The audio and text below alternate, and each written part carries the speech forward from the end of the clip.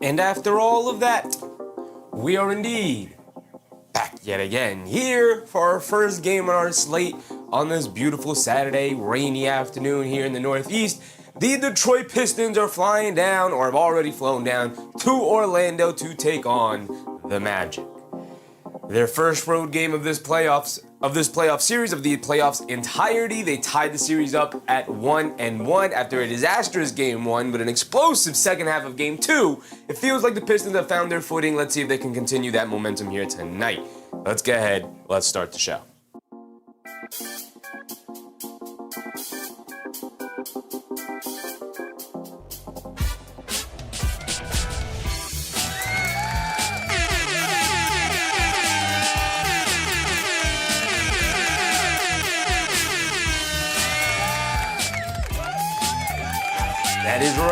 That is right. We are indeed back in the building today after a lengthy time off. I'm just kidding. We were live last night, but of course we're going to stay live because it is the playoffs. We are here, folks. We are back. We're back like we never left. We ain't ever going anywhere. As long as there are playoff games to cover, we will be covering them. So here today, there are 4 games on this slate. We will be covering 3 of them. Not feeling 100% because of the allergies. So we're going to take that middle game of the Phoenix Suns taking on the Oklahoma City Thunder off there. Now, there's no J-Dub in that game. Hopefully, the Magic can steal Game 3 there at home and get the series to a 2-1 instead of going down like the Houston Rockets did last night in a disastrous ending, which we can go over.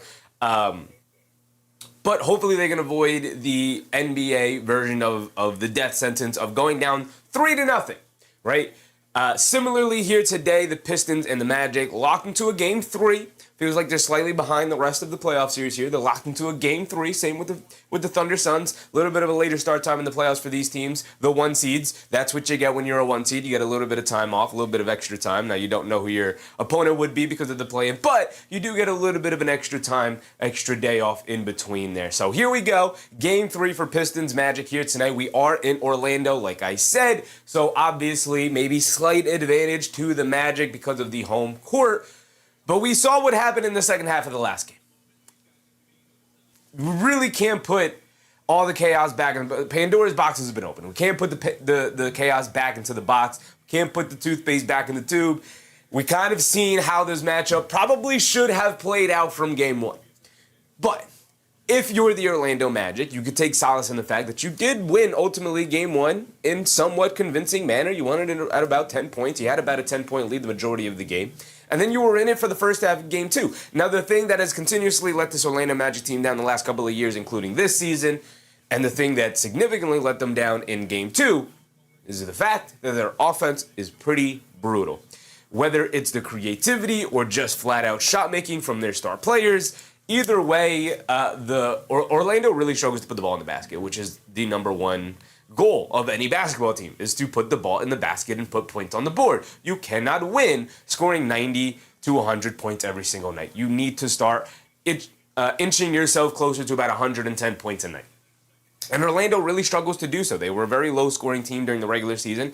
Also, that could be a factor of pace, but when it comes to the Magic, they're just one of the worst jump-shooting teams in the NBA. And come playoff time, against one of the best defenses in the NBA in the Detroit Pistons, you're going to need to knock down perimeter jump shots, and it's really affecting them that a guy like Desmond Bane is really struggling from the perimeter. TT in the morning. What's up, TT? Pistons 2-1 today.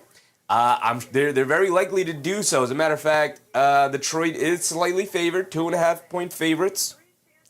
But we'll see if Orlando could have a better offensive production here today. Once the confidence has been built from this Pistons team, we'll see if they start to get loose here. The Fleas, what's up, Fleas? Hope everyone has been holding up. It's game day, brother. We were in sadness all of yesterday, all of the previous day after the Knicks lost, but it's game day. We got to put our big boy pants on. We got to come to the building confident. We got to walk away 2-2. Got to walk away 2-2 going back to the Garden, baby. You got to handle your business here today. That's all it is. That's it. Roger G. Wall, what's up, Roger G. Wall? Joseph, what's up, Joseph? DSA, what's up, DSA? Rose, of course, what's up, Rose? Ian Parkins, what's up, Ian? He said, I've said it early and often. Brown is a bad coach. Now he has good players like Brunson looking bad. We're going to have to find a way to win despite him.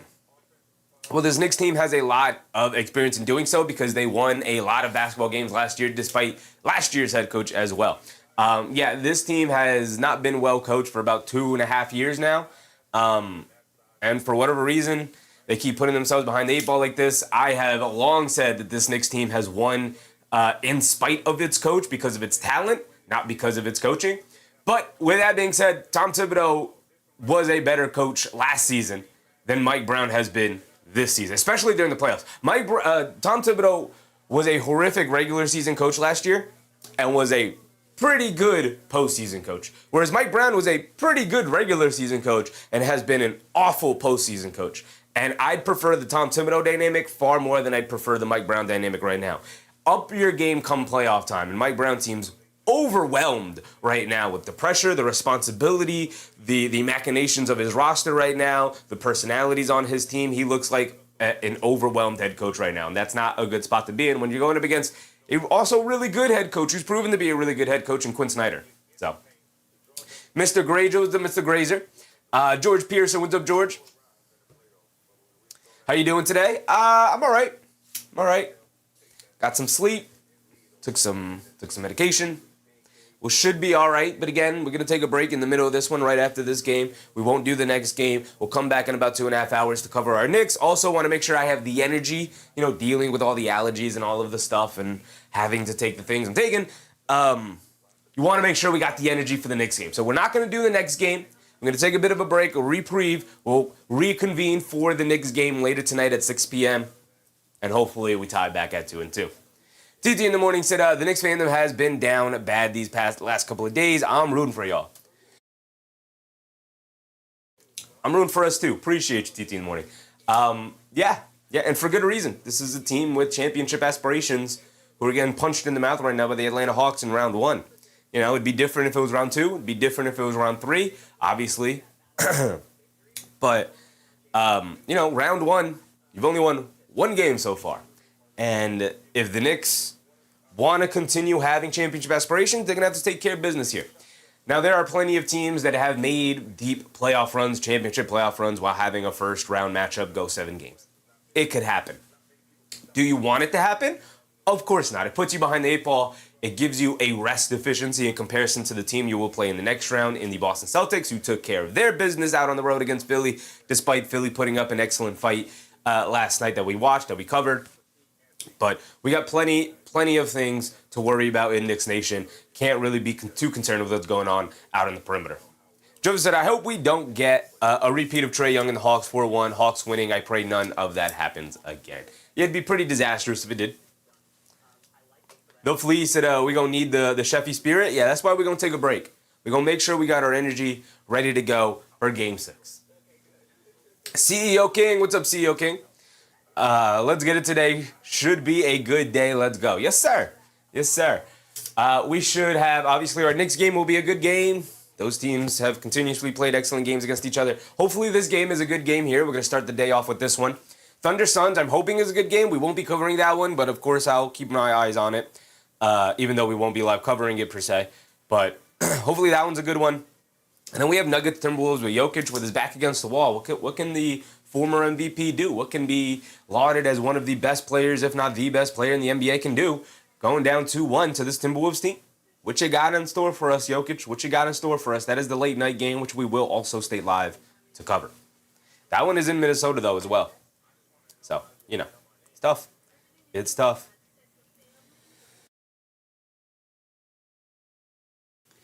Joe said we need to tie the series today to have a chance because we're not coming back down 3-1. It's possible if they do go down 3-1, but obviously improbable. We're not winning 4 in a row if we lose today. They could. They could. Hopefully they don't have to put themselves. They don't have to, and they don't put themselves in that situation. So time will tell. Time will tell. But we have the basketball game to cover here. We have the Pistons taking on the Orlando Magic. And we run through the Pistons side real quick. Cade Cunningham has continuously done what he's done. Jalen Duren is the one who has taken a bit of a step back during this playoff run in the sense that the Orlando Magic, their game plan has been take everybody else, or tried to be, take everybody else out of the game and force this to be a Cade Cunningham go score the ball type of series against our defense, against our one-on-one pressure, against our size and our physicality and our defense. Now, Cade Cunningham is capable. But you definitely don't want him in that situation. You saw what it got you in game one where you lost. Game two, the second half, you started to get loose. Guys started to knock down shots. Your defense started to lead to offense, started to build some confidence, and suddenly you built up a 20-point plus lead in that third quarter, and you never looked back. So obviously that is the game plan for the Pistons, to find a way to turn their defense into offense, and against a really struggling Orlando Magic offense, it should not be too difficult for them to do so. The Flea said, "Where's Drolano? I need to release some toxic energy." Where is Drolano? My guy's disappeared. Star, what's up, Star? Hoping to see some of the best basketball ever, but fully expecting to witness more of the sloppiest nonsense ever observed by humanity. Shout out to Houston Rockets last night. Definitely on the side of some of the sloppiest play we've seen all season, losing that game to LeBron and the Lakers. But they're going to need performances from Jalen Duren, from All-Star Thompson, who had his minutes cut in game one, resurfaced in game two, and started to fully take this one away. Keep Crying Houston said, "Is this a Peacock game?" This is a Peacock game. It's also on NBC Sports Network, not the full NBC channel, but its secondary channel. So that's where I have it on. I don't have it on Peacock, which I do have access to, but I don't have it on Peacock. I have it on NBC Sports Network. Lana Mono, what's up, Lano? Christian Blaze, what's up, Christian? He said, "Good to see you, Sheffy." I know my guy Christian Blaze. He might have just gone into a little bit of a hiatus if his Celtics went down 2-1, but because they were able to pull it out, shout out Jason Tatum, my guy. I'm sure you're feeling pretty happy today to not be in the New York Knicks situation right now. Dre, what's up, Dre? Appreciate you guys. Let's keep it running down real quick. Tobias Harris, who is known to be a playoff dropper. He did have a pretty good playoff series last year against the Knicks. Continuing it here this year. He's at least being aggressive. He's putting the ball in the basket. And again, in game one, nobody held Cade Cunningham but Tobias Harris. He didn't shoot it particularly well, but at least he put the ball in the basket occasionally. Game two, he was a little bit better as well, but they're really going to need him to match physicality and size-wise with Paolo Banchero, who is his primary matchup. Ron Holland off the bench has not had a huge impact on this series so far. It's interesting. It is interesting in how that is occurring because Ron Holland was really good in the regular season, but you're seeing how the perimeter shooting is really affecting this Pistons team and a lot of these guys who can't knock down the three-point shot, right? We're looking at even the star players from Orlando. We're looking at the players for Detroit. If you can't knock down the perimeter shot, teams will just leave you butt naked wide open, and they won't keep you wide open. They'll close out. They'll throw a little bit of a hedge close out to you, and there's a lot of pressure in those shots, and they're not going down right now. Christian Blaze said, applying for that 3-1 Hawks lead tonight? That's crazy, Christian. That is crazy, brother. Don't you want your run back? Don't you want the Knicks to at least hobble into round two so the Celtics could beat the Knicks in round two, and then you could walk out with your chest puffed out being like, yeah, see, we would have won last year's series. Don't you want that? Don't you want the Knicks to at least move past the Atlanta Hawks? My goodness. Lana Mona said Orlando going 2-1 today. It would be glorious to see the 1 seed go down like this. Isaiah Stewart continues to be one of the best rim protectors. He comes off the bench for the Detroit Pistons, but he is definitely a starting caliber player. They just have Jalen Duren ahead of him, and they don't shy away from going occasionally to that double big lineup, so we'll see Isaiah Stewart plenty here today. Christian said, not after yesterday. Crazy, brother. Crazy. Ducking the smoke is crazy, Christian. Ducking the smoke is crazy. Joe said Cunningham will have a big game. That's my boy. Yeah, we'll see. He has not been stopped by this Magic defense, so again, it seems like the defensive game plan, we'll see if they shift it today, is corral everybody else, and if Cade Cunningham's going to go off for 35-40, then he's going to go off for 35-40. Kevin Huerter has actually been pretty nice for them off the bench, a guy who can knock down a three-point shot, at least threaten to knock down a three-point shot, can create a little bit off the dribble, not too much, but a little bit. Definitely allows the Pistons to get a little bit loose offensively for a team that can struggle in the half court. Skomberg said, just stop to give a like before I go study for my EPA 608 test. Let's go, Knicks. Appreciate you, Skomberg. Hopefully we'll catch you later tonight when the Knicks go take on the Hawks for Game 4. Star said Orlando is going to need to not get blown out in the second half again, but we'll see. They're going to need a much better shooting performance here tonight, and that is something that they are not particularly good at. So let's continue to go down the line. We're going to get the tip-off in about another 5 minutes or so. Duncan Robinson, like Kevin Huerter, although in a much higher caliber player, Duncan Robinson helps spread the court out for this Detroit team. They desperately need him to knock down shots. Karis LeVert is getting kind of spot minutes here and there. He's not great, has not been great, Occasionally he's gotten a bucket, but he's kind of been sporadic, which is kind of the Karis LeVert roller coaster ride. Some nights he'll look like an all-star level player, and some nights he looks like he should be traded for a ham sandwich. Dennis Jenkins had a miserable game 1, had a pretty rough first half of game 2, finally found his spots in the second half of game 2. We'll see if he continues it here in game 3. They're going to need Dennis Jenkins. Marcus Mello, what's up, Marcus? Your New York Knicks are in big trouble, sir. You have to get a winner today, or you will be going to their funeral in short order. Do you need a shoulder to cry on? Never that, Marcus. I appreciate the offer, but we're going to be all right. Knicks are going to take care of business here today. Jalat, what's up, Jalat? Gelate? Jalat? Jalate? Appreciate you, Gelate.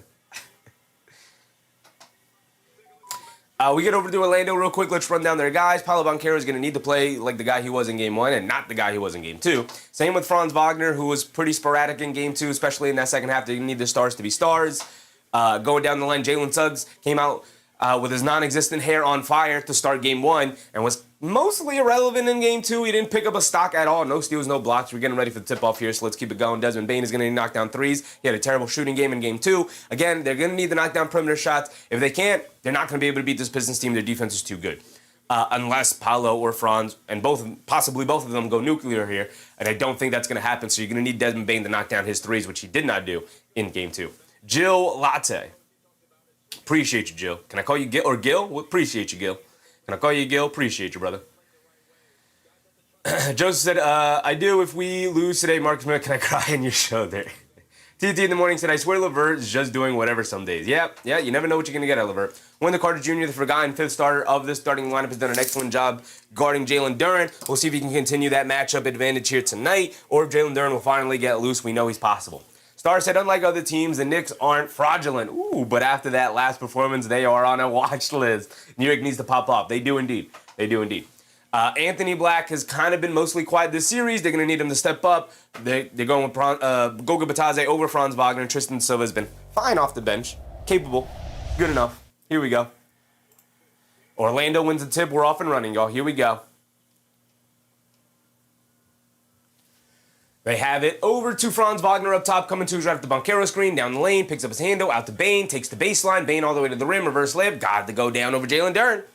Nice finish for Bane there. A little bit of a sloppy start defensively for the Pistons there. It looked like they were just a step slow. And then the Pistons bringing it down the other way. They hand it off to Cunningham up top, being guarded by Wagner, coming to his right. Tries to lob it down low. Wagner knocked the ball loose. Ball still loose, and it's out of bounds off of Duren. Ball's going to go back to Orlando. Good defense for Orlando to start on that first possession, forcing the turnover from Cunningham, a bad pass. Orlando will bring it down now. They get it over to Franz Wagner. Back up top to Bane, attacking to his right against Thompson. Kicks over to Wendell Carter Jr., wide open right wing three. He can't get it to go down. Rebounded by Duren. And now here comes Cade Cunningham over to Thompson. Behind the back pass, Duncan Robinson, left corner three. Oh, a little showtime for this Pistons team in transition there, knocking down the left corner three. Detroit boy, what's up, Detroit? Jay Hay, what's up, Jay Hay? Bane down the lane, lefty layup, gets chased down, blocked by Thompson, but Wendell Carter Jr. right there for the two-handed rebound and putback slam. And it's 4-3. Okay. Pistons bringing it down. Cunningham has it up top, being guarded by Wagner. Cunningham calling out a set, coming to his right off a stagger screen, has it on the right wing, trying to get it to Duren on the switch, out to Harris, gets it back to Robinson, back up top to Harris. Harris being guarded by Banchero, swings it over to Cunningham, up top, attacking Carter Jr. He's going to step back for the fall-away three, and he's going to knock it down, nothing but net. Cade Cunningham knocking down threes is a huge development in his game during the season. Getting to a point now where you really got to guard him out on that three-point line. Wendell Carter Jr. taking the baseline, kicks out to Franz Wagner, right corner three. He can't respond. Rebound, he gets knocked loose, but right to Thompson, and Harris gets it over to Cunningham, who'll bring it down. Cunningham has it up top, being guarded by Wagner. Cunningham coming to his left. Carter Jr. switches onto him to get over to Harris. Jab step, coming to his right against Banchero in the lane. Kicks it out to Cunningham. Pump fakes from three. Coming to his left. Gets it in the air. Kicks out to Harris. A left wing three for Harris. He can't get it to go down. Rebounded by Carter Jr. Here comes Suggs. Suggs will bring it down. Right wing. Lobs it over the top. Banchero catches in the paint. Steps through. Layup. Got it to go for Paolo Banchero. A nice entry pass from Jalen Suggs there.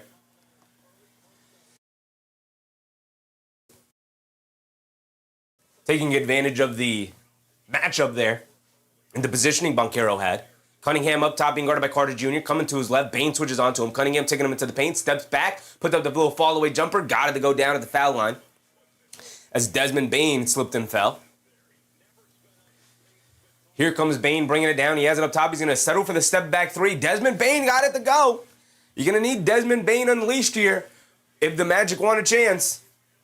Thompson has it on the left wing. Gets it up top to Harris. Harris being guarded by Banchero. Gets it over to Cunningham, being guarded by Wagner. Coming to his right. Driving it down in the lane. Step back. Baseline. Fall away. Can't get it to go down. Rebounded by Carter Jr. Rebounded by Banchero, excuse me. Banchero bringing it down. Has it up top. Gets it over to Wagner. Takes the lane. He's got a lane to the basket. Knocks down the little lefty scoop layup.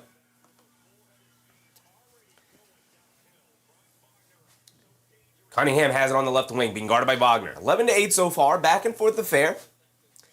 Nothing too standout being developed here. They leave it off of Jalen Duren in the lane. He can't get the layup to go. Didn't utilize the backboard. Good contest from Banchero. Bane will settle for the pull-up three in transition. He'll miss it off the back of the rim. Banchero knocks the rebound out to Wagner. Gets it back to Banchero on the left wing. He's going to pump fake from three. Being guarded by Harris. Jab step. Now he's going to take a one dribble, kicks it back up top to Wagner. He's going to run a pick and roll with Carter Jr. coming to his left, driving it down, manipulating his way in the lane, throws up a tough floater, can't get it to go. Carter Jr., the offensive rebound and the putback. They are engaging Jalen Duren consistently on these rim attacks, even throwing it up to the basketball. And we have talked about this before, the Kobe assists. If you engage the big man, force a second defender to come over to contest your shot, even if you can just get it up on the rim, it'll free up one of your teammates, usually the big man. If the opponent's big man is coming over to contest your shot, it'll free up your big man to get a free rim run to attack the offensive glass. And now Carter Jr. has racked up 4 points. Is that 4 points or 6 points? I feel like that's his third basket. But either way, at least 4 points here on offensive rebounds and putbacks. So it's a 5-point lead for Orlando early here with 8 minutes to go. Jojo Vector, what's up, Jojo? Marcus said, why not come over to the Celtics, brother? We will be glad to have you, sir. We are a city of champions where legends are born. We will never bring joy to your heart. We will bring joy to your heart, sir. Come on over. Never that, brother. Never that. That is the easy way out. That's what losers do. Losers jump ship. Not me. Not me. I'm going down with this shit. Gil said, Orlando only playing on Peacock. Not NBC local, and I live in Orlando. What the heck? Go Knicks! It is not on NBC. It is on NBC Sports Network. They're like secondary channel, whatever it's called, or you could watch it on Peacock. I don't know if whatever package you have, whether it's a cable package or whatever. If you have NBC Sports Network, it's their like secondary channel. So that's where I'm watching it. I'm watching it on their NBC Sports Network. That's the channel's name. Christian said, is Duren a fraud all-star? Jalen Duren, 0 points tonight. Missing his first shot attempt, a layup right at the rim. I don't know, but it's not looking good. I'll tell you that. Not looking good at all.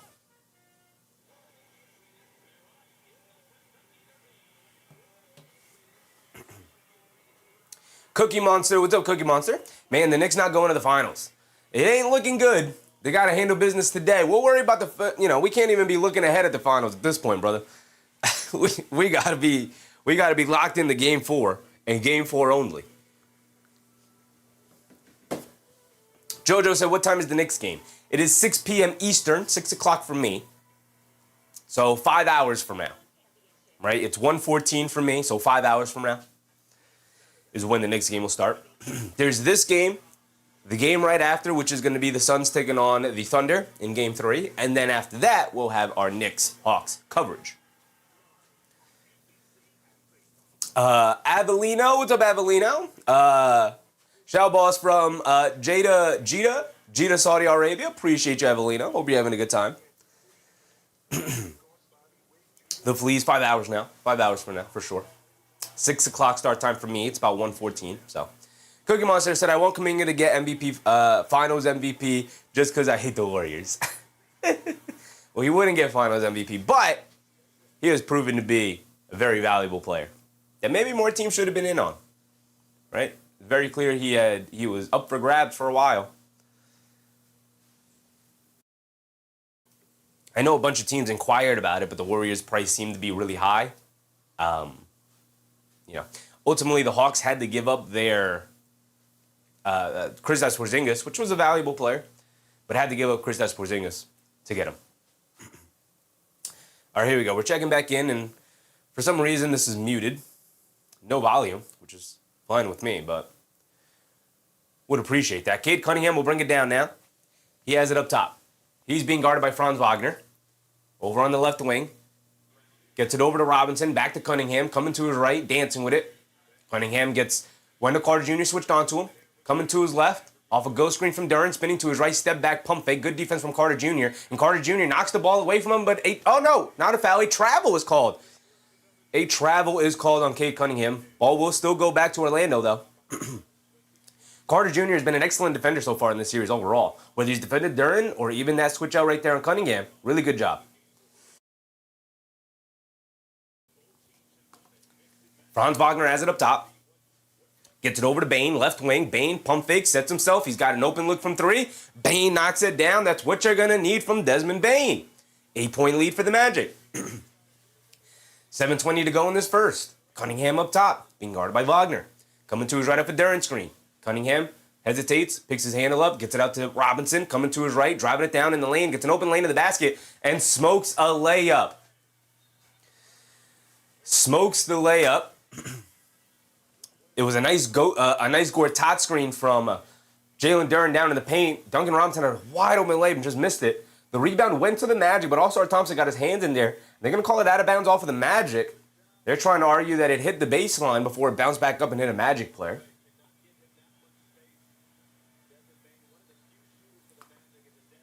So I believe the ball's still going to stay here. It is. They get Tobias Harris an open three. He can't get it to go down. Battle for the rebound. Anthony Black able to chase it down. Hit ahead to Banchero to the rim. Can't get the two-handed slam to go down. Loose ball. Duren knocks it over to Harris. Hit ahead. Suggs jumped the passing lane. It's going to get knocked out of bounds. It's going to stay here with the Pistons, though. Couple of open opportunities. And Duncan Robinson look at his teammates like, can we calm it down? Can we calm it down just a little bit here? We're good. We're good.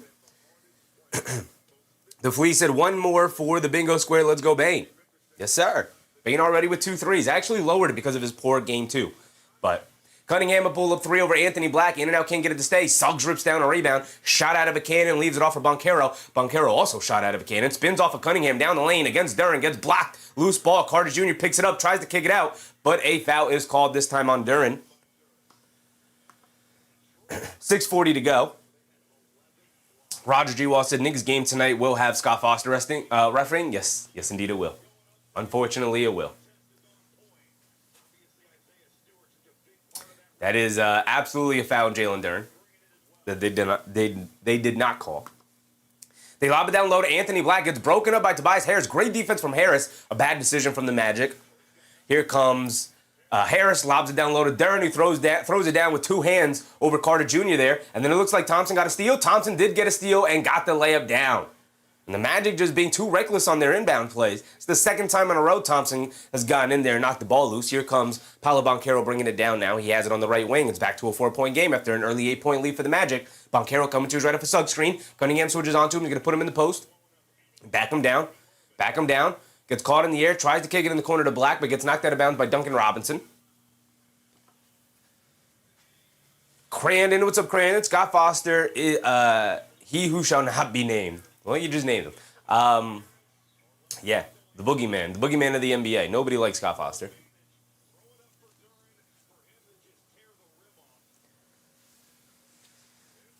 Trapped in the 90s. What's up, Trapped in the 90s? Halfway through this first quarter, Paolo Banchero pull-up three, can't get it to go, but gets fouled by Duncan Robinson. Banchero will go to the foul line for 3 free throws. A terrible foul by Duncan Robinson.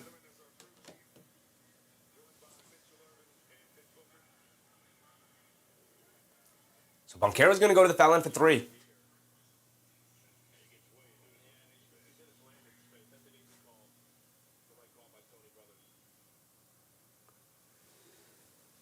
Banchero at the foul line. Need all 3 of these. Knocks down the first one. He's got another one coming.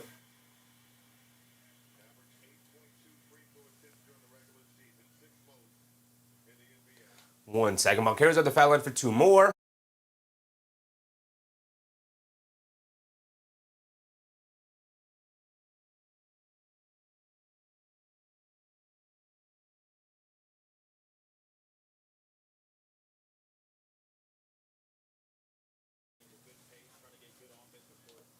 Banchero did hit the second free throw. Got one more coming. And he can't get the friendly bounce on the third, and he misses it. Gets 2 points out of it, though. Here comes Jalen Duren bringing it down. Gets it over to All-Star Thompson. A little full-court presser from the Magic. And they get burned for it as they get Jalen Suggs cross-matched on Jalen Duren. They throw another lob to Duren, and he throws it down with 2 hands. Banchero bringing it down, putting his head down, attacking Duren off the bounce. Scoop play with the right hand. Can't get it to go. Well contested. Cade Cunningham picks it up. He's off and running down the lane. Throws the lob up top to All-Star Thompson. He throws it down with 2 hands. Their defense, again, leading the offense. Their half-court offense hasn't been particularly good, but the Magic inability to make shots against their defense consistently and allow the Pistons to get runouts has caused this lead to dwindle from 8 to 2 now. Slip past the Banchero down the lane. They kick it out to Black. A left wing 3 for Anthony Black. He's been miserable shooting in this series so far after a decent start to his regular season. Duncan Robinson gets it over to All-Star Thompson in the corner. He's being guarded by Jalen Suggs. Thompson dribbles into the mid-range with a pull-up jumper. Got it to go down for All-Star Thompson. And a timeout for the Orlando Magic as an 8-0 run for the Pistons here ties it up at 18. Star said, giving up 3 points. Oh, boy, here we go. Pretty much. Rose said, although that the regular season scoring is high but can't come through in the playoffs. Well, he's up to 4 points now, 2 for 3 from the field after that first missed layup. He's gotten 2 lob dunks to go down now. The Fleas said, we got to deal with Scott Foster and Reggie Miller. Could be a tough night. Could indeed be a tough night.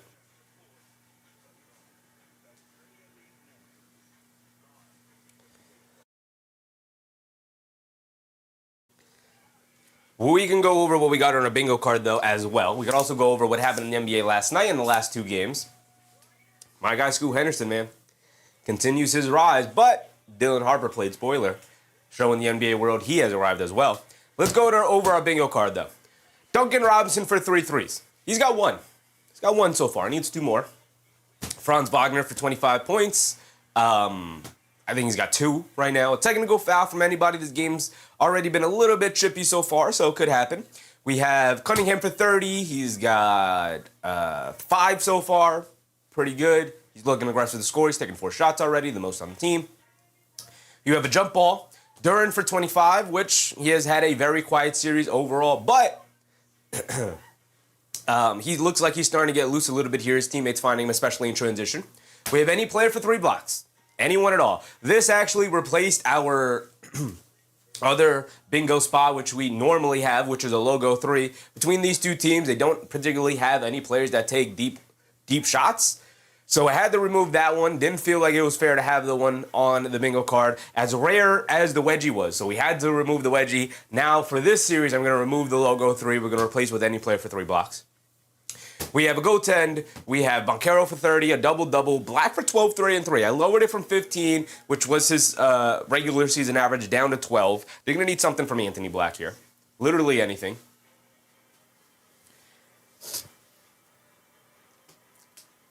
CEO King said Franz needs to be at 15 and Duren at 15. That's how they're playing lately. It is how they're playing lately, but not what they have done throughout their careers. Also, it's not... the bingo card is not set up in a way where every single block, every single square here is going to be filled in at the end of the night, right? It is planning out, like Banchero is not going to get 30 and Wagner get 25 unless they're going to have an explosive night, right? It is set up in a way where is it a Banchero night or is it a Wagner night, and we'll see which block gets filled in, right? The point of the bingo card is not that every square is going to get filled in at the end of the night. The point of the bingo card is that we can get enough of these squares to get a full bingo and then give out the reward. If the whole thing was going to be filled in, it'd be a completely different looking card. I think I'd put everybody averages on there and then just call it a day, but that's not what we're doing here. A double-double. Black for 12, 3, and 3 again. He's not giving his team too much so far in this series. They're going to need a much better performance from Anthony Black. Suggs for 3 stocks. A successful challenge. Same as a failed challenge. Triple-double. 2 consecutive missed free throws. 4-point play. Thompson for 3 stocks, which we're going to take a look at the box scores during the next timeout break to see where we stand in terms of our bingo standings. A failed challenge. A flagrant foul. A player fouls out. Also replaced that one, or put that one in this one because of how physical the series has been. Tobias Harris for 15. Bane 3 threes. He's got 2 already. Shot clock violation and a travel, which a travel has already been called, by the way. Travel happened. Robert Cross, what's up, Rob? Appreciate you. Yes, a travel did happen. You guys are going to have to let me know as the night goes on because I'm going to be more focused on calling the game. But we will adjust our bingo cards as the night goes on, but during the next timeout break, because we're back into it. Banchero has it, left wing, being guarded by Kevin Huerter, and he gets fouled by All-Star Thompson. So the ball will stay here with the Magic to get a fresh 14 on their clock. Shante Thompson, what's up, Shante?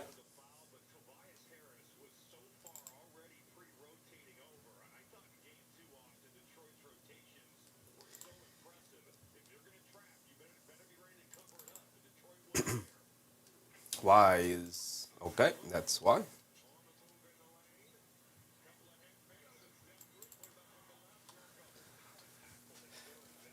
The Magic missed their shot at the rim. Good contest from Duren. Here comes Thompson. Let's lock in. They get it over to Duren. Down the lane against Carter Jr. Lefty layup, not even close. Throws up an air ball, hits the backboard, doesn't touch the rim. Suggs with a nice strong rebound in the paint, gets it over to Black. Black gets it up top to Carter Jr., hands it off to Suggs. A deep straightaway three for Jalen Suggs. Can't get it to go down. Rebounded by All-Star Thompson. He spins in the lane, bringing it down. Hit ahead. Anthony Black jumped the lane and stole it. They knew they wanted to get it to Cunningham. Anthony Black down the lane, draws the foul. Can't get the little floater to go down, but he will go to the foul line for 2 free throws. A nice aggressive drive from Anthony Black there.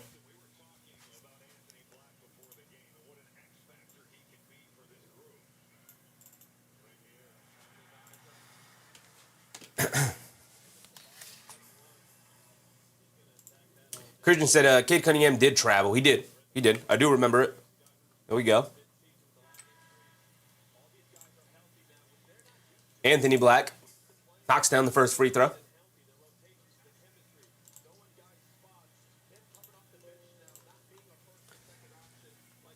Jalen Duren will sub out. Stewart will sub in along with LeVert. We already had Kevin Huerter in the game. But Taze will also sub in here. They have mostly tried to match up Wendell Carter Jr. with Jalen Duren. He's defended him the best so far in this series. Anthony Black knocks down both of his free throws. 4 minutes to go here in this first quarter.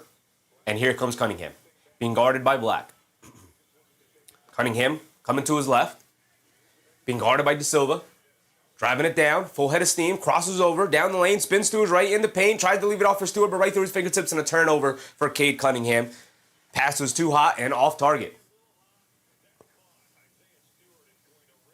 Robert Cross said Anthony Black is going to get 3 steals. I'll take it. I don't think that's on the bingo card, but we'll take it. We need 3 blocks from any player. They get it over to Banchero, straightaway 3. Can't get it to go down. Had a nice open look.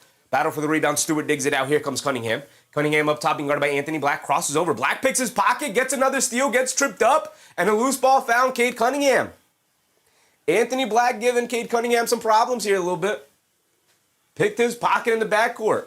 Oh, just missed dribbling it. He actually didn't pick his pocket.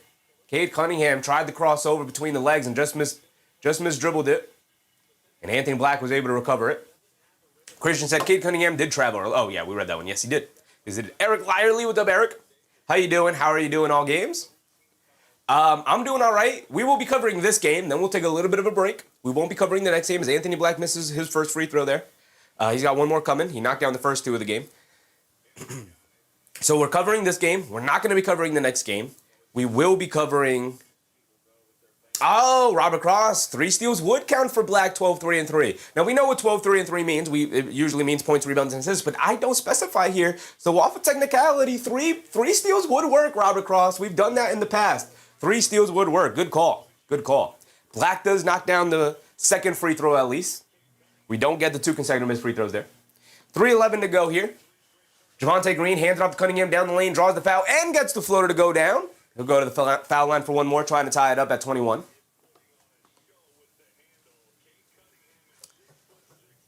Eric Lyerly said, so the schedule today is we are doing this game. We're going to cover this game. We won't be covering Suns versus Thunder. I don't think that'll be a particularly good game, although I'm rooting for the Thunder to tie it up. We'll see. No J-Dub tonight, I believe, right, with the hamstring injury. And then, of course, we'll be back for our Knicks coverage because we don't miss Knicks games. And then we will stay live for the Nuggets-Timberwolves game later tonight.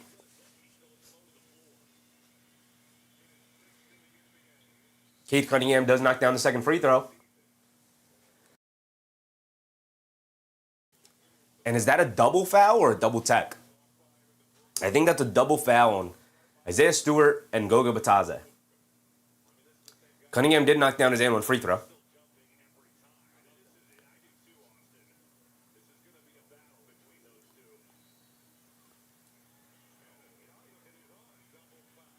And now another double foul? Oh, no, double tax. That's a technical foul, though. That's on the board. Avellino said Gordon will play tonight. They're going to need him. Muhammad, what's up, Muhammad? Thankfully.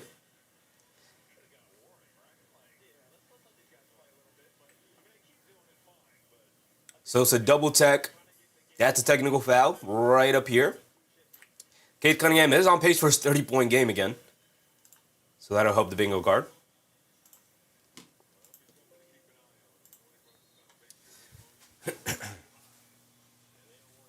Here comes Anthony Black bringing it down. Black gets it over to Bane. Bane twings through to his right, driving it down. Again, Stewart tries to put up the floater over him, and Stewart gets a block and flexes to the crowd. Stewart is fired up. Goga Batadze poking at the bear a little bit. Might have woken up. AX Izzo, what's up, Izzo? TT in the morning said quadruple fouls. A back-to-back is crazy. Now, they didn't give him the fouls. They just gave him the technicals on the back-to-back there. And then Franz Wagner just throws it away. A really bad pass from Wagner. Too hot to handle. Wasn't even particularly close to Banchero as he was cutting to the rim. And here comes Cunningham off the turnover, bringing it down. Under 3 to go. Cunningham up top, coming to his right. Swings it out in the corner to Levert. Driving to his right. Franz Wagner goes for the steal. Levert to the rim. Lefty layup. Got it to go down over Batadze. And here comes Bane bringing it down the other way. As Detroit takes the 2-point lead, Bane on the left wing gets it over to Wagner. Wagner in the mid to high post being guarded by Herter. He's going to put him in the post and back him down, leans in, throws up the floater, comes up short, no fouls called. Battle for the loose ball rebound. Stewart ends up with it. Here comes Cunningham. 15-5 run over the last 4 minutes for the Pistons here, and this is exactly what happened in the third quarter of Game 2. Orlando's running out of offense here. They got to be able to knock down some shots. Stewart kicks it out. Levert in the corner. He's going to pump fake, drives it down to the rim. No look pass. Javonte Green deep left corner. 3. Can't get it to go. Anthony Black knocks the rebound all the way out to the half-court line, but it finds its way to Cunningham, who walks into a straightaway 3. He can't get it to go. Banchero clears it with a board. He'll bring it down left side of the court, picked up by Herter. Banchero's going to dance with it, cross over to his left, putting his shoulder down in the lane, gets caught in the air, kicks it out to an open Anthony Black for the straightaway 3, for the right wing 3, and he knocks it down. Dish Ray, what's up, Dish Ray? Do you gamble with your knowledge? I do not. Because I have that knowledge, I know not to gamble. There is no amount of knowledge that you could have to gamble responsibly. Cunningham up top, coming to his left. Picks up his handle, swings it out to Green. Green, a right wing 3. Knocks down the 3, getting those 3 points right back. 26-24 now. Back and forth they go. Black has it up top, being guarded by Levert.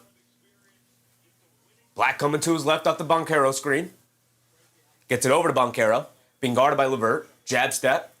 Isolation, spins, sees a double team, picks up his handle, tries to kick it out to Wagner. Herter read it all the way, picks up the steal, hit ahead to Green. He's got a runway with Paolo Banchero recovering. Loose ball. Banchero tries to save it inside. Green able to dig it out. Loose ball again. Black knocks it out of the air. Wagner picks it up. He's bringing it down the other way. Shovels it over to Banchero on the right wing, being guarded by Herter again. He spins in the lane. Ball knocked out of his hands. Tries to pick it up. Gets it over to Wagner. Wagner lobs it down low. Batadze, the two-handed slam over Stewart.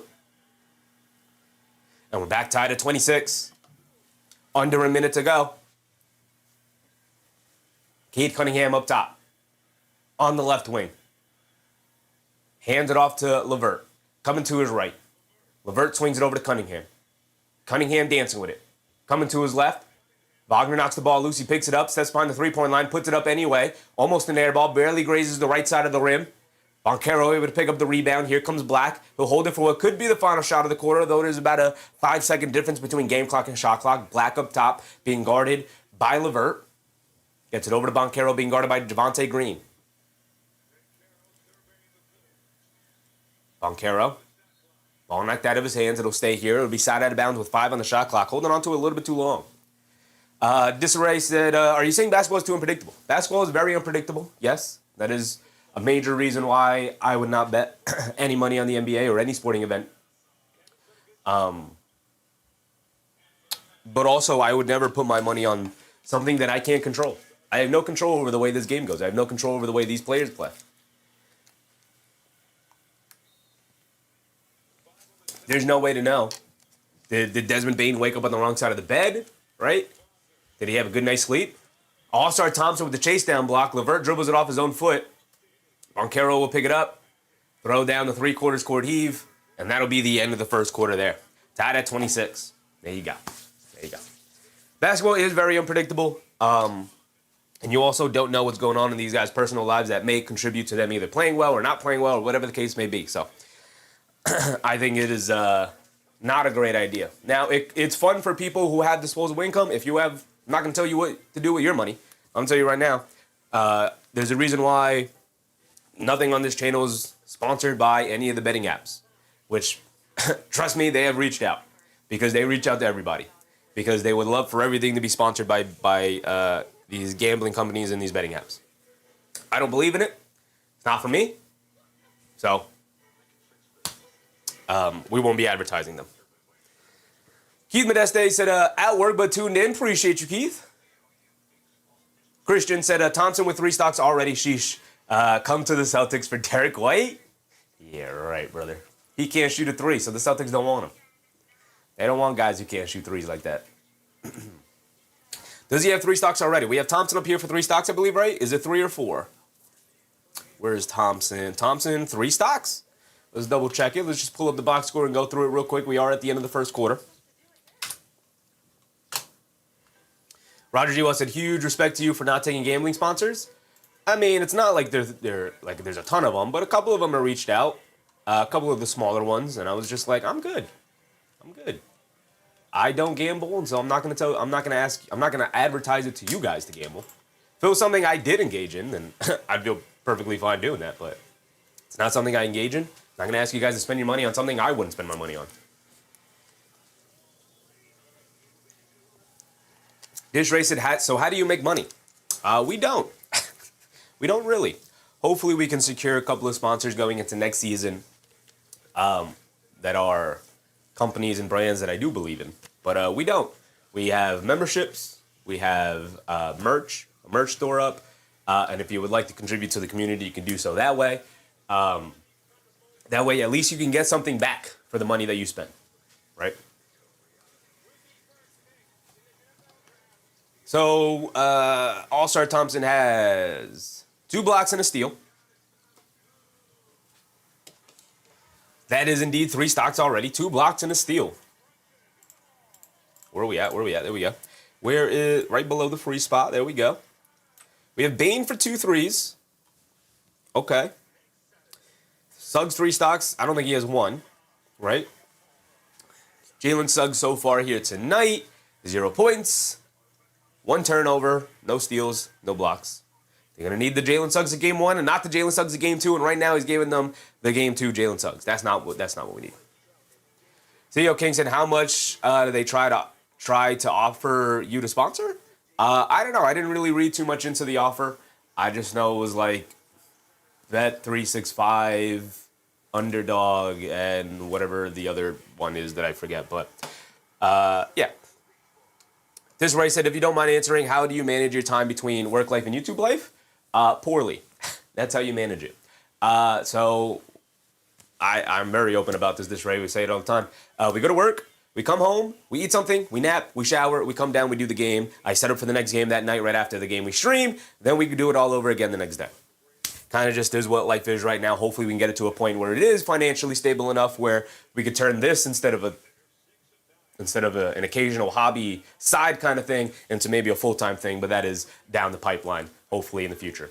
Duran to the rim, throws up an air ball, well contested by Carter Jr., or is this a previous play?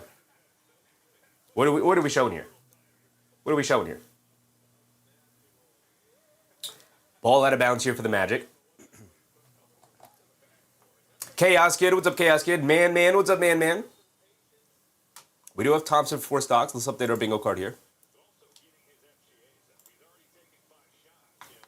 Where are we at? There we go. Abigail, what's up, Abigail? What is this camera angle? What are we doing, NBC? Bane kicks it in the corner. They swing it up top. Banchero, Black pump fakes. They shove it down low to Cade. Kane along the baseline. Gets fouled by Herder. He's going to the foul line for 2. Could barely tell what was going on with that camera angle. It was terrible. There's Ray said, how long have you been doing this? About 4 years. Year 1 was just, we weren't doing every game. We were just kind of occasionally in and out of it. Whenever I had time, whenever I was feeling up to it, I'd go live and cover a Knicks game. It started off as just covering Knicks games. This year, we expanded into covering as much NBA games as possible, as many NBA games as possible. Year 2, I kind of got into the mode of trying to do every single game. We didn't. We were kind of, again, in and out. Work was kicking your butt. So, if I got home and I was tired, I'd be like, I'm not doing the game tonight. Didn't have much of an audience. So I didn't feel bad taking the night off. Now, as the channel has grown and whatnot, last year we did every single game. We even tried expanding out a little bit and doing other games. We covered the playoffs as much as we could. Mostly the Knicks games, but then also covering it after the Knicks were eliminated into the finals as Dennis Jenkins gets to the rim for the layup. Jamal Cade did knock down both free throws. And then this season, we kind of just, we're going all in. We opened up the merch store. We are doing games every single night, 6 days a week, at least 6 streams. During the weekends, we try to get double or triple headers going. Now during the playoffs, we're deep into it, trying to get as many games covered as possible. Payne, a little mid-range pull-up jumper off the handoff, can't get it to go, knocked out of bounds. It'll stay here with Orlando.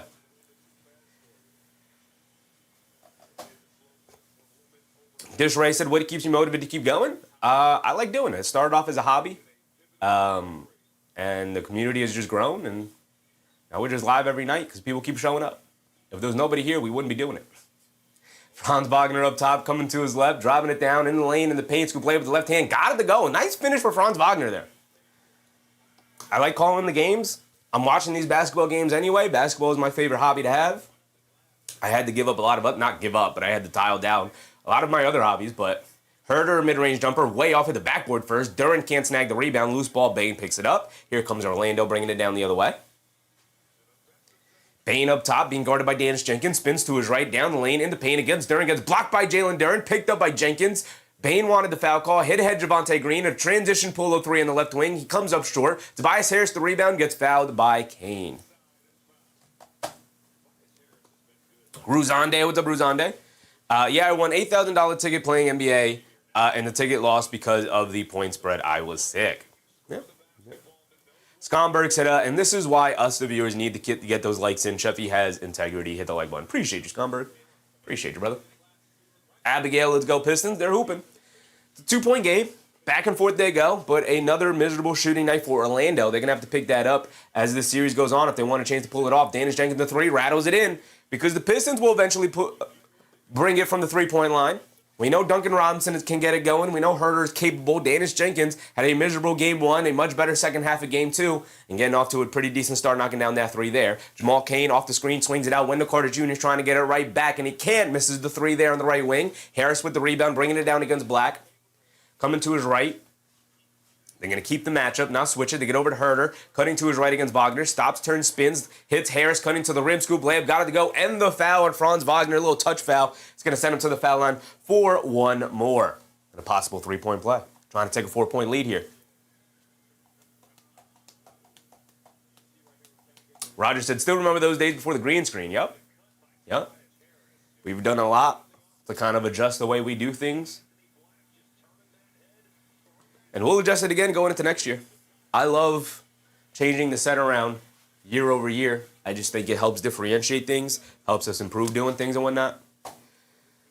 Pull the stat board back up. My bad, Steph. My bad. I got you, brother. If you guys ever see something wrong or change that you want to see change, let me know. We'll pull it right back up. There you go. My bad.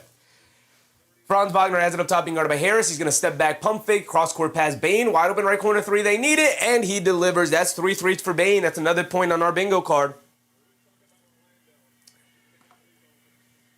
Harris did knock down that free throw, by the way, so it is 34-33. Gave 1 point to the wrong side. My bad. Harris has it in the mid-range, being guarded by Wagner. Kicks it out to Green. Gets it up top to Herder, being chased by Kane. Coming to his right off the Duran screen. Driving it down. Pulls it back. Step back. Pump fakes. Inside the Duran in the post. Being guarded by Carter Jr. Turns and fires over him on the jumper. Too strong. Can't get it to go. Rebounded by Bane. Bringing it down the other way. Bane left side of the court. Coming to his right. Off the Carter Jr. screen. Driving it down in the paint. Gets stripped. Picked up by Herder. They got numbers. Hit ahead to Harris with Franz Wagner in pursuit. But he can't get to him. And he throws down a big right-handed hammer. 8:30 to go here. Franz Wagner has it up top. Being guarded by Harris. Coming to his right off the Bane screen. Herder switched on to him to get over to Bane. Being guarded by Harris. Blows past him in the lane. Sees 2 defenders. Kicks it out to Jamal Cade in the right corner 3. Kane comes up short. Long rebound. Kane picks it up, but a foul on Dennis Jenkins holding on to Bane there. So the ball will stay here with Orlando. They're trailing by 3. And the jump shot's not going down outside of Desmond Bane.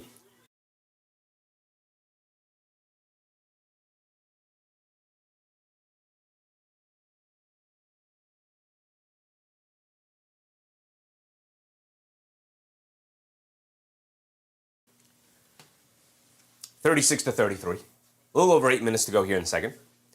Allergies haven't improved yet. They've improved a little bit, but they come and go, right? Medication wears off eventually. Bane, left corner three, got it to go down. 4 threes for Desmond Bane. We will update our bingo card during the first dead ball, during our first time out. Danish Jenkins down the lane, kicks it out. Herder, a deep right wing three, trying to get it back. He can't. Fight for the rebound, knock loose, picked up by Banchero, saves it. Over to Carter Jr. Carter Jr. gets it back to Banchero, bringing it down. We're tied at 36. Why is the timer not going? Keep going, timer. Banchero crosses over down the lane in the paint, gets swatted out of there by Jalen Duren. I think Banchero was trying to draw that foul on Harris. He didn't give it to him, and Duren came over for the swap. We are starting to get close for Jalen Duren for 3 block shots, I think.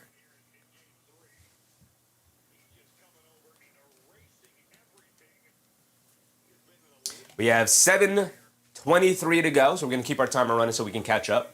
Suggs is back in. He's looking to inbound it, gets it into Banchero on the right wing, being guarded by Harris, calling out a little bit of a set here. Wants to get it to Bane. He can't. Crosses over to his right of a Suggs screen. Danish Jenkins switches onto him, so he's going to look to isolate. Shot clock down to 5. Hop step in the lane. Kicks it out to Suggs on the relocation. He's going to pump fake. Tries to throw a bullet pass down low to Kane. Gets knocked out of the air. You just got to take some of these shots here. Banchero down the lane. Harris down the lane against Banchero. Can't get the floater to go down. Harris wanted the foul. He doesn't. Rebounded by the Magic. Banchero bringing it down. Swings it out. Kane inside the Suggs, leaves it off for Carter Jr. in the paint. Lefty layup, got it to go down, and the foul. The 3-point shot's not going down, but you're going to have to get it the old-fashioned way, and Carter Jr. will go to the foul line for one more. As Orlando retakes the lead here. Christian plays to Duren with the 3 blocks. It definitely felt like he had 3 blocks. Carter Jr. to the foul line for one more. Let's see what Banchero has right now. Banchero is sitting with, not Banchero. Duren. Duren is sitting with 3 blocks, 4 boards, 4 points. The shot's still not going down. 2 for 6 from the field, but he does have the 3 blocks, picking it up defensively here. That's any player with 3 blocks right there. It's another spot on our bingo card. Where's that? We also have Bane 3 threes. We'll fill that in. All we need is a goaltend, guys. All we need is a goaltend. We got bingo already. And we also have any player for 3 blocks. We'll fill that in.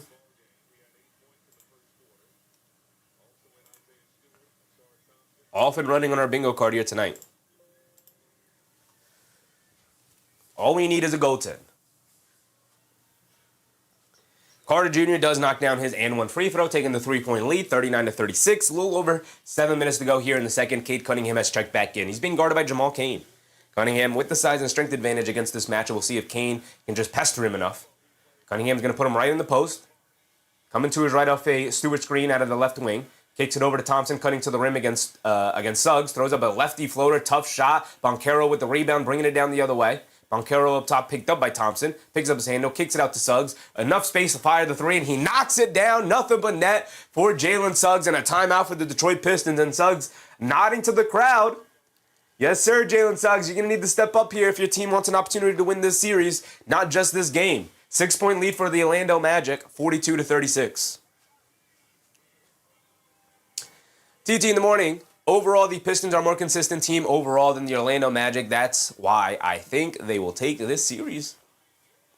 Yeah, they are the better team overall too, I'd say. But definitely far more consistent. Yeah, they have a ton of inconsistencies with... we can go through it. Ton of inconsistencies, even with their star players. Banchero, Wagner, very inconsistent throughout the series. Banchero had a great game 1, a rough game 2, and is having a rough start to this game 3, 1 for 6 from the field, 6 boards, 3 assists, though. Doing a lot of the other things, though, as well to help them out. Franz Wagner, 4 points, 4 assists, no rebounds, not playing particularly bigger than he is. You're going to need a little bit more out of him in that regard. Carter Jr. has been excellent, both offensively and defensively here. 7 points, 6 boards for him, and defending Jalen Duren extremely well.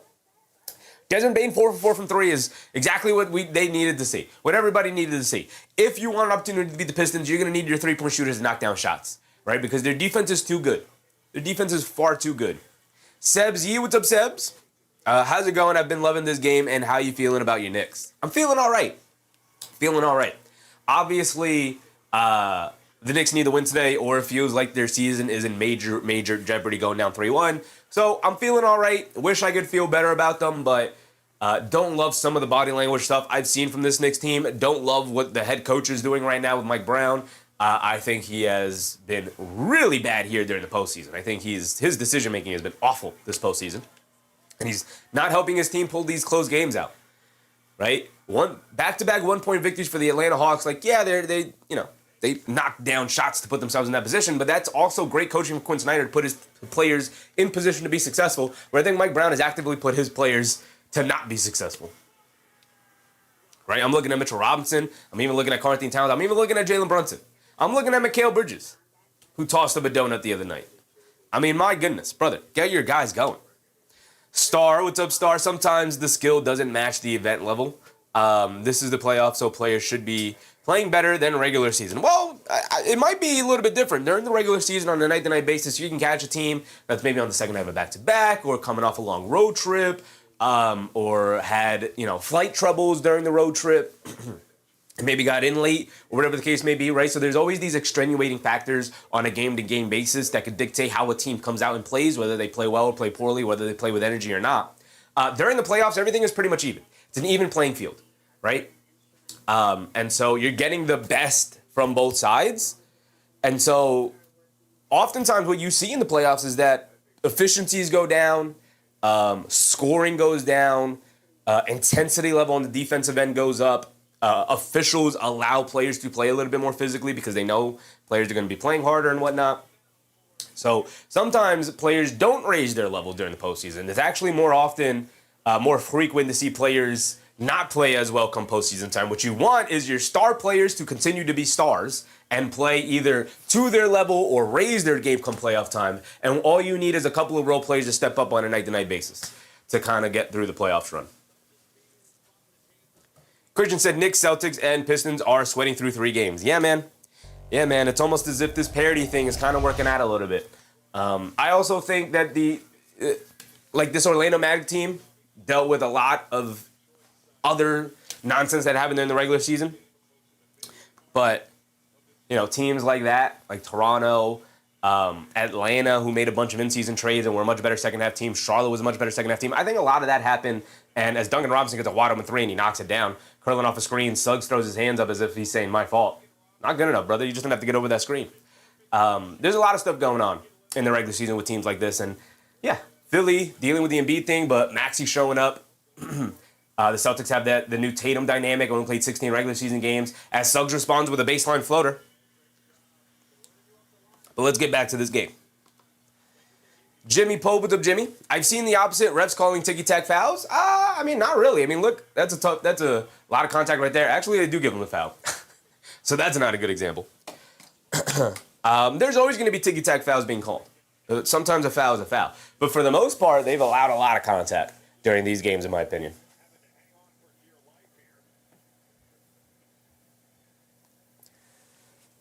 Seb said, Atlanta has been very good recently this season. They've been giving New York a hard time in Game 2. They nearly ruined their win in the last minute, still got the win. New York messed up in the clutch time. Yep, they did. They did. They shot themselves in the foot multiple times during that series. Cunningham, a little fall-away jumper in the paint, throws up an air ball, hit the side of the backboard on the straightaway foul line fall-away jumper. Here comes Banchero off the rebound, bringing it down the other way. Has it up top, being guarded by Harris. Dancing with it, coming to his left, steps back, pump fakes in the corner, a 3, Jamal Cain, got it to go! And now the 3-point shots are flowing for the Orlando Magic, and this is what you want to see. They call it a long 2? Call it a long 2, I guess. Or maybe my scoreboard is wrong. They put 46 points up on the board. Cunningham in the lane, kicks it up top to Harris, pump fake, swings through to his right, down the lane in the paint, righty floater, can't get it to go, but a foul on Banchero. And my guy Jimmy Pope, you might be right on cue right there, brother. That's a little ticky-tack foul from Paolo Banchero. You got to show me the replay on that one. Didn't see enough contact there to dictate the foul. He said, yes, playoffs generally more contact is allowed. I'm just a biased fan. You might be right. You might be right. I think in general, it's been a pretty physical playoffs all around from all these series. But these last couple of fouls right here on the Orlando Magic, haven't agreed with them too much. But Harris at the foul line, knocks down the first free throw. He's got another one coming. Suns Jen said, for the first time ever, YouTube did not notify me on your live. Unfortunate. Appreciate you, though, Suns Jen. Yeah, we didn't actually have this one scheduled as of last night when we scheduled the other two, but had some time, so I was like, screw it, we're going to go live. We're going to go live for this one, too. Going to cover 3 games today. We're not going to cover the Suns game. Suns den, unfortunately. I know J-Dub is out, but I'm going to need my rest for the Knicks game. The allergy's still kicking my butt, so I'm going to take the rest during that one, and then we will, as Banchero, Euro steps down the lane, gets a scoop layup to go. Beautiful move from Banchero there. Harris did knock down both free throws. Here comes Cunningham bringing it down the other way. So we won't be covering the next game, Suns Thunder, but we will be live for the final 2 games of the night. Stewart in the lane, spins, lefty layup, can't get it to go down, but All-Star Thompson right there for the 2-handed putback slam. And back and forth these 2 teams go, but Orlando holding on to a slight lead here. 5-point lead, 48-43, under 5 to go here. Suggs has it up top, swings through to his left, down the lane, gets caught in the air, tries to leave it off for Bataze, gets knocked out of the air, but gets fouled. And Suggs fell to the ground, holding his mouth, his face area. Hurting a little bit. Abigail said, come on, Pistons, you're good shooting a 3-point area. I wouldn't say they're a great 3-point shooting team. They have a couple of good 3-point shooters. Just a couple.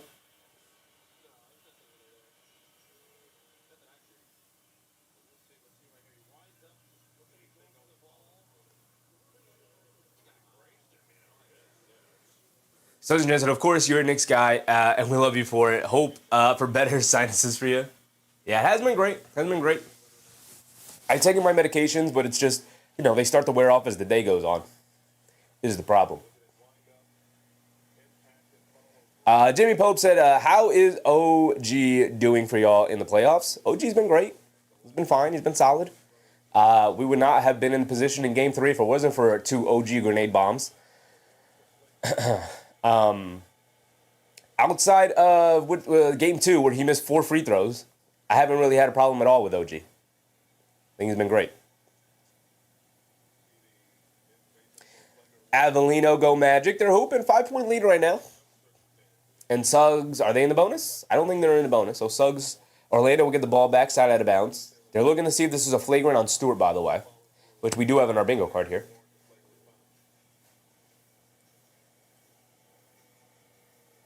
Jimmy said he was my favorite Raptor. RJ putting on for us, though.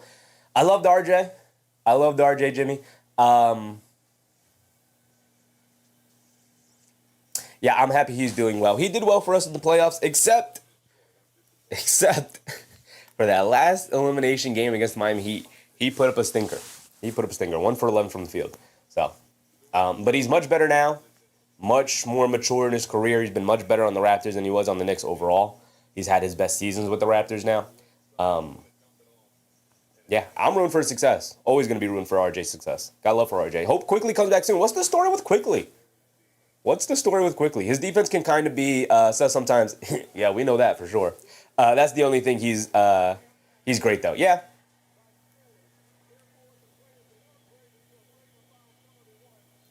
It is a flagrant foul 1. 2 free throws and the ball for Orlando here. Flagrant foul 1 on the follow through from Stewart on the block attempt. So that's a flagrant foul. We're going to throw that up here. Where's flagrant foul? I know it's up here. I know it's in here. Maybe not. Oh, there it is. Jimmy said, Quick is out for the Cavs series with a hammy strain. Unfortunate. That's unfortunate. It's crazy because Quickly was like one of the more...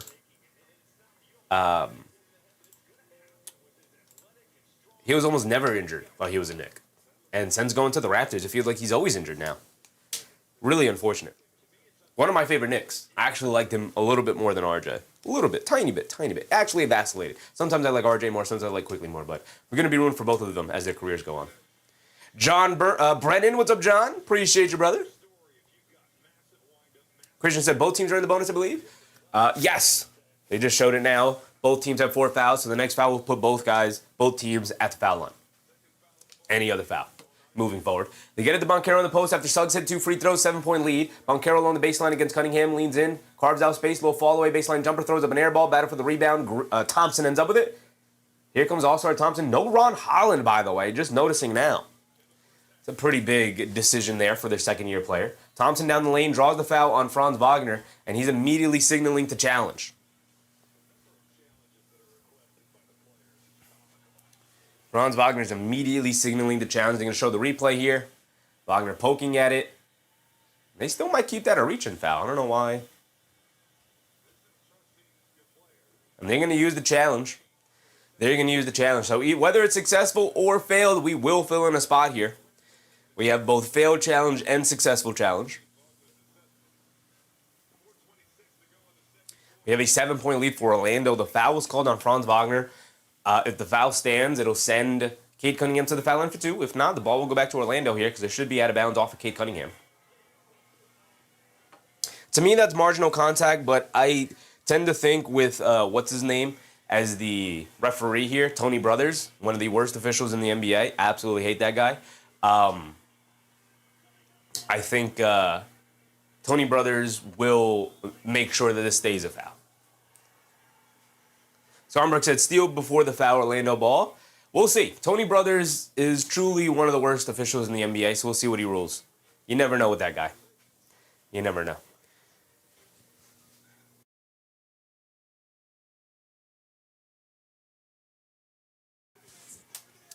Marcus Miller said, Sheffy, are you afraid for your New York Knicks? You sound very down. Hearted, cheer up, my brother. You will be all right. I hope your Knicks brings cheer to your heart. Today I feel your pain. I'm all right, brother. I'm just a little sick. Allergies getting to me. I'm all right. I'm feeling good on my team. Not down at all. Not down at all.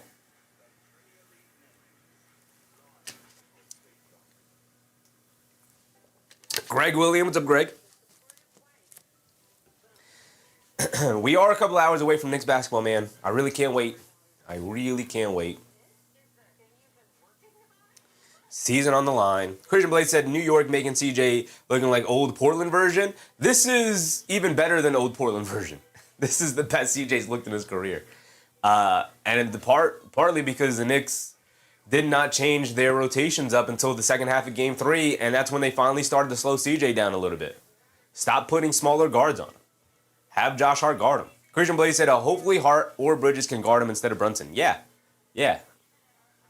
Waited way too long to make that rotation, make that change. Also, I'm just a big believer in changing up your defensive game plan as the game goes on because teams figure out a way, whether it was working or not. You should have just decided, we're going to change up the defensive game plan a little bit here, just a little bit. And if what we change it to doesn't work, we'll switch it back. I'm a big believer in throwing multiple different defensive looks to a team because the way the NBA is, there's too many good offensive players in the NBA who will figure out your defensive game plan, right? Especially in a playoff setting, let alone an individual game-by-game setting, right? In a playoff setting, over the course of a series, if you're defending us one way, we'll figure out a way, right? If you have the players, and Atlanta has the players, New York also has the players to figure out the defense. The difference is Quinn Snyder's an actual good coach here in the playoffs, and he's coached this series very well, whereas Mike Brown is standing there with his hands in his pocket. The switch, which we talked about in the pregame to Game 3, and they didn't do it until the second half of Game 3, when they were already down double figures, the other option you can go to, you put Hart on CJ, you have Bridges stick with Alexander Walker, you put Anunoby on Johnson, Towns on Okongwu, and Brunson then guards Dyson Daniels. Christian said, Knicks should win by 15. Season is on the line here. You can't go on the first round. Yeah, man. It's tough. And it is a successful challenge. It is out of bounds off of Cade Cunningham, and Franz Wagner and Orlando will bring the ball down. Okay. There you go. Banchero along the baseline, spins, kicks it out to Wagner, coming to his left, down the lane, picks up his handle, gets it over to Carter Jr., back out to Wagner, coming to his right, down the lane, in the paint, puts up the floater, can't get it to go. Carter Jr. and Wagner battling for it, get the ball, gets knocked over to Cunningham, bringing it down the other way. Cunningham over to Duncan Robinson, transition 3, in and out, can't get it to stay, battle for the rebound, Wagner pulls it down. You're going to need Franz Wagner to pull down these rebounds for sure. Here comes Suggs bringing it down the other way. Suggs up top, gets it over to Bane. Bane trying to get it to Franz. Bane's going to come to his right off a go screen from Franz. Down the lane, kicks it out to Suggs. A deep left wing 3. Quick catch and shoot, throws up an air ball. Rebound gets knocked out of bounds by Carter Jr. It's going to go back to Detroit. Still a 7-point game. Christopher Moreno, what's up, Chris? Who do you have winning this current game? I don't know. Too close to tell. John Brennan said Bridges must not be healthy because he's been terrible since January. I think he is healthy. And I think he's just lost confidence in himself. I think the offense has strayed away from him as Cunningham misses the mid-range jumper. And it's a loose ball foul on Orlando? Looks like it's a loose ball foul on Orlando. Is that going to put Duren at the foul line? 2 free throws here, I believe, right?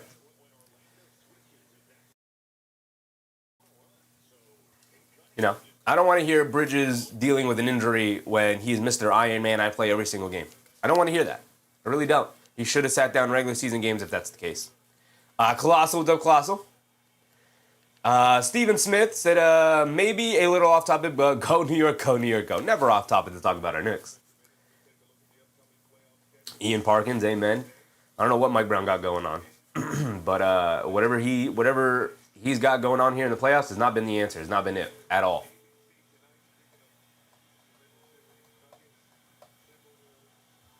Man said Cunningham not dropping 30, maybe 25. We'll see. We'll see. He can go off for an explosive quarter for sure, brother. Could happen. He's had 30 in the series before. Suggs up top, driving to his right in the lane, throws up the floater. Got it to go down for Jalen Suggs. Back up by 7 they go, 52-45. A little over, why is my timer so far ahead? A little over 3 minutes to go here. Cunningham down the lane, leaves it off for Thompson. Layup, gets blocked by Suggs, but fouled. And Thompson will go to the foul line for 2. How many fouls is that on Suggs now? It's his first foul. And Thompson, a not very good free throw shooter, is going to go to the foul line for 2. Rob P. What's up, Rob? Because he's got that busted jumper that finally caught up with him. Cade Cunningham. He's knocked down a couple of shots tonight from the perimeter.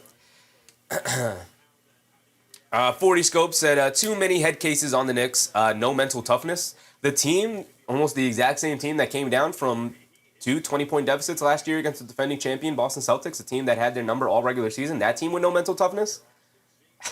Or the team that came back this season, this exact team that came back against the San Antonio Spurs, fully healthy in the championship game? Or the team that blew them out the next time they went to San Antonio? Or the team that blew out the Denver Nuggets this year? Or the team that beat Denver in a very close matchup in the regular season? That team with no mental toughness? I think this team is full of mentally tough guys. But mental toughness can only get you so far, brother. Paolo Banchero has it up top. Driving to his right, down the lane in the paint, gets caught in the air, kicks it out to Wagner, driving to his left in the paint. He's got space, throws up the floater. Got it to go down as the shot clock expired. Thompson split the free throws, by the way, so it's a 9-point lead now. 8-point lead, excuse me. I can't do math. 8-point lead. Christian said, okay, the New York comeback gets a little too much credit. Listen, man, you have 2 20-point comebacks in a row. At some point, you got to get credit for it. Bain bringing it down, gets it over to Suggs. Suggs in the lane, pulls it out, swings it out. Ball got knocked out of the air. Bain able to pick it up, gets tripped. But no foul called. They're going to say it out of bounds off of Bain. Ball going to go back to the Pistons here. Roger G. Wall said, my boy's absolutely mentally tough. Not sure about Mike Brown. Yeah, I'm not sure about Mike Brown's mental toughness either. I'm not sure about that guy. Cunningham up top. Coming to his left, picked up by Carter Jr. Gets it down low to Thompson in the paint. Puts up the little jumper over Suggs. Got it to go down for All-Star Thompson. He's being aggressive offensively, which Detroit absolutely needs. 40 Scopes are relying on other team breakdown instead. Any part of a comeback on the other side is a team collapsing. Every single comeback ever in NBA history. There are no comebacks without teams also collapsing. Wagner pump fakes, gets in the lane, knocks down a little lefty flip shot. No foul called, though. They're just going to give him the basket, keep it moving. Still an 8-point lead for Orlando here. Cunningham up top coming to his right. They lob it down low to Duren, pushes off on Franz Wagner there, and Franz Wagner hyping up the crowd. Ball back to Orlando here.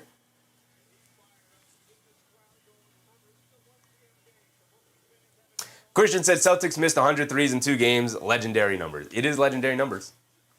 They did miss a ton of open looks from three-point range for sure.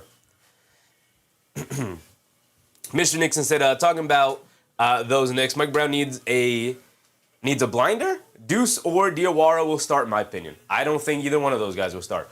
What I do think will happen is that you should have a quick hook on these guys, man. A really quick hook. If you come out and you see Mikal Bridges not really doing much, pull him out of the game quickly, get Deuce McBride in there. 1:20 to go. They get over to Suggs. Suggs pump fakes, resets himself, puts up the 3. Is a big one. He got it to go. It's an 11-point game. 59-48, an 11-point lead. Detroit's going to have to close out this first half strong. Cunningham up top being guarded by Carter Jr. pulls it out. directing traffic, coming to his right, swings it out to Duncan Robinson. Extra pass to Tobias Harris. Ran off the line, coming to his right, in the lane, pump fakes, got nowhere to go, kicks it out to Thompson. Thompson, jab step, in the mid-range, ball knocked out of his hands, he picks it up, spins, gets fouled by Jalen Suggs. Brother, why reach in there? That's All-Star Thompson shooting a turnaround jump shot.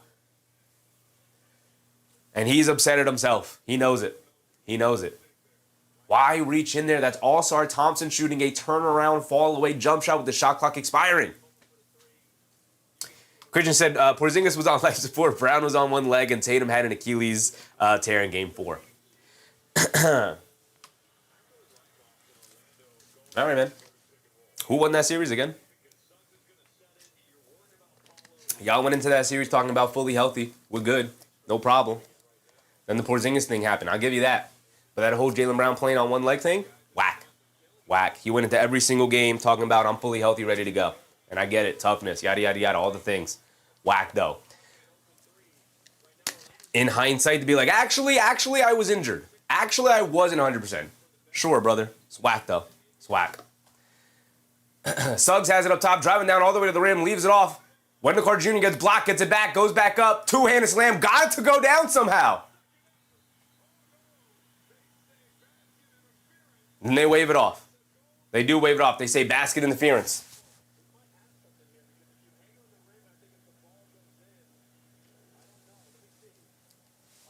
Christian said he had meniscus surgery. What you mean? It's whack. In hindsight, to be like, actually, guys, I wasn't healthy. Everybody gets surgery in the offseason. 40 Scope said if the Boston game plan that sunk them too many threes. Yeah. No one told them to shoot 1,000,000 threes in that game. Christian said, all right, let me chill with the excuses. Go Hawks. Listen, Christian, if the Knicks go down 3-1, I'm going to be right there with you with all the excuses in the world. I'm going to be like, look, guys. Look, guys.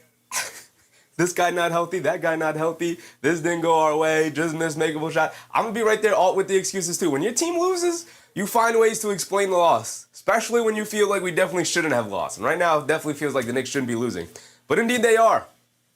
Jimmy said it's cope the way it is. Yeah, when your team loses, especially in a playoff series to a team you feel like you shouldn't lose to, you're going to come up with reasons and excuses and explanations as to why it didn't happen. And they might be true. There's a credence to everything that Christian said, 1,000%. But at the end of the day, everybody's going to remember a complete collapse from the Boston Celtics and heroic efforts from the New York Knicks, right? Same with this series with the Knicks against the Hawks. Cunningham can't get the floater to go down. All-Star Thompson comes flying in, and they call a foul on the floor. Thompson gets a tip, and he's going to go to the foul line for one more. They wave off that dunk.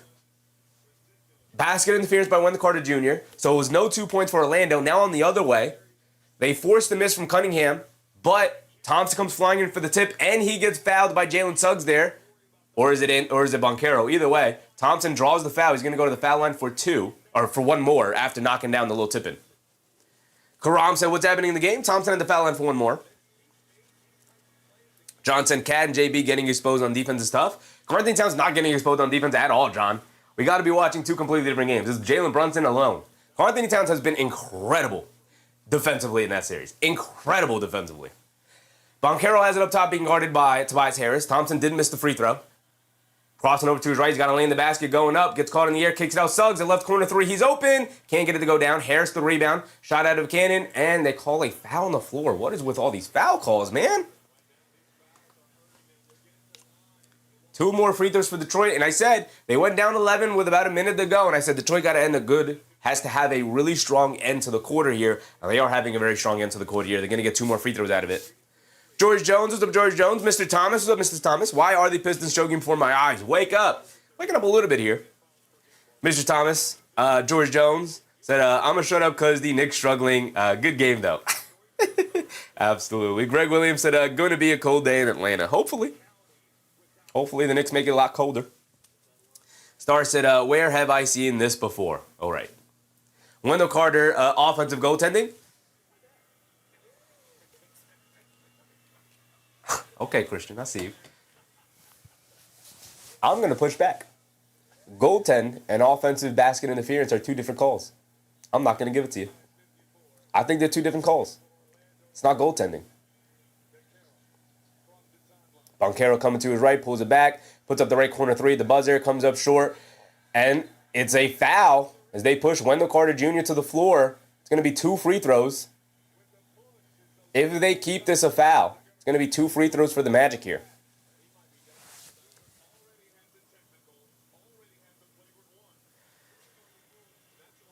Stewart has a technical and a flagrant one. They're going to check this. They're going to check to see if this foul comes before the buzzer. They also might give him another technical for an excessive foul.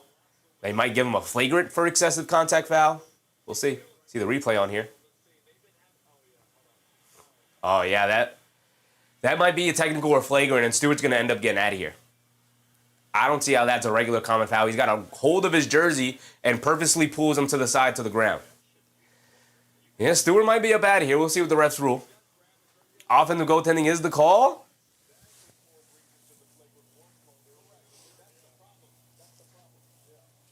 I hate that. But I'm going to give it to you.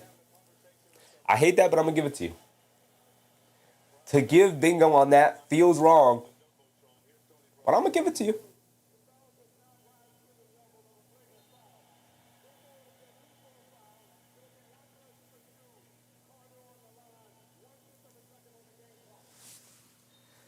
It is simply just a common foul. Simply just a common foul. Christian said now push back. Problem is you're not wrong. Right? They give it multiple names. Christian said we got a half for a defensive goaltend.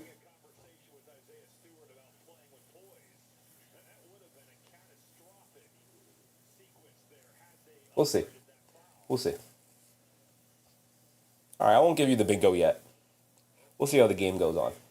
Maybe I'll give you pity bingo at the end of the game if we don't end up with a real goaltend. We'll see. We'll see. Maybe I'll give a pity bingo at the end of the game if we don't get a real goaltend.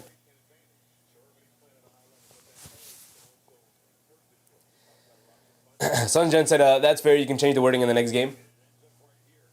Yeah, I guess I got to put defensive goaltend. Carter Jr. does knock down both free throws. There's 0.1 on the clock.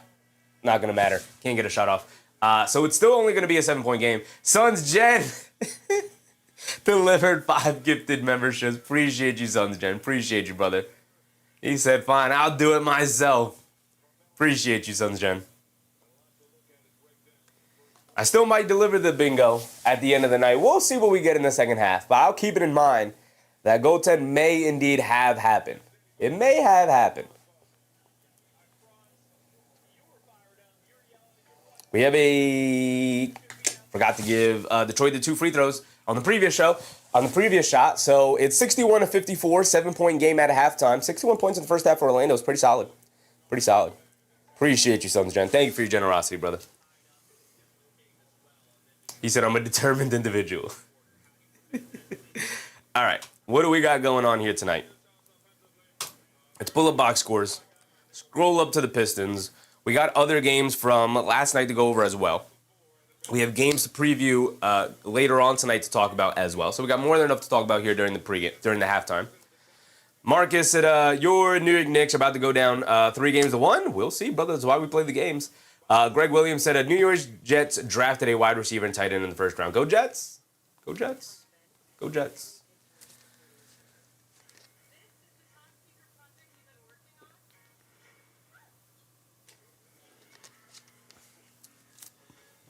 So what else do we have? We did have a successful challenge.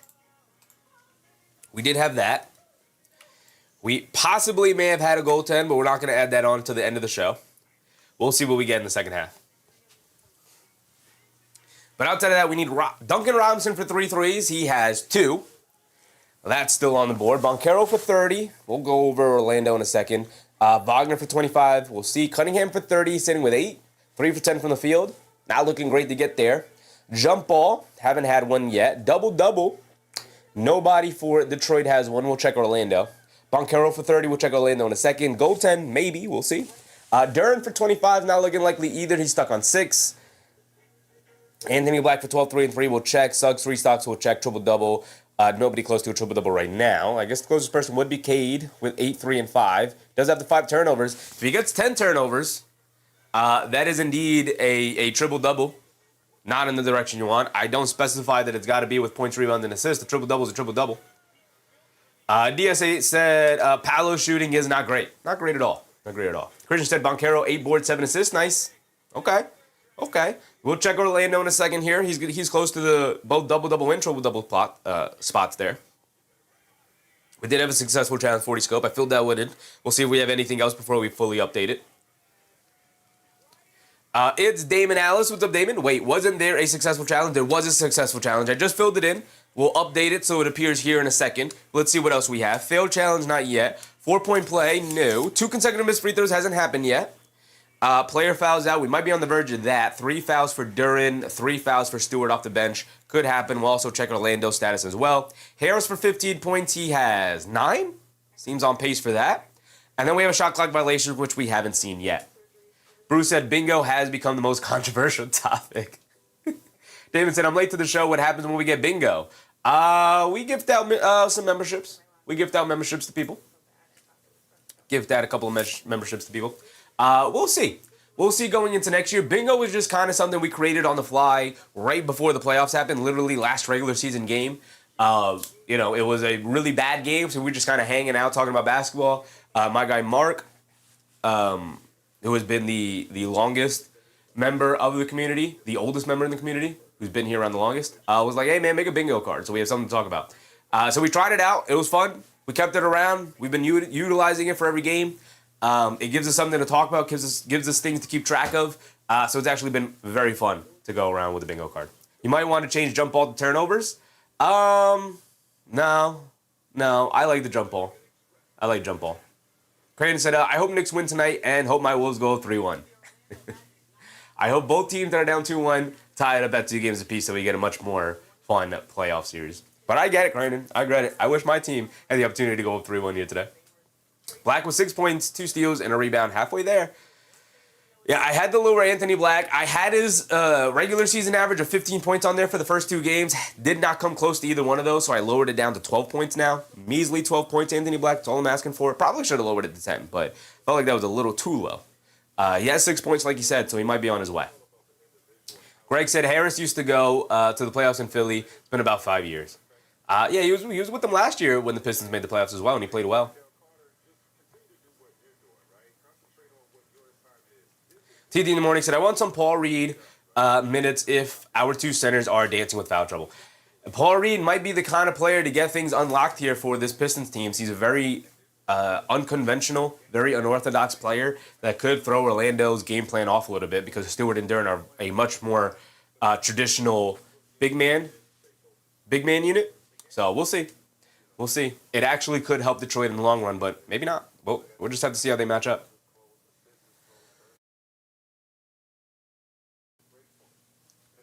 Ian Parkin said Detroit, Boston, and Cleveland all seem beatable. That's why the Knicks need to go. Knicks need to get out of the first round. Yeah. There should be no favorites in the East here, man.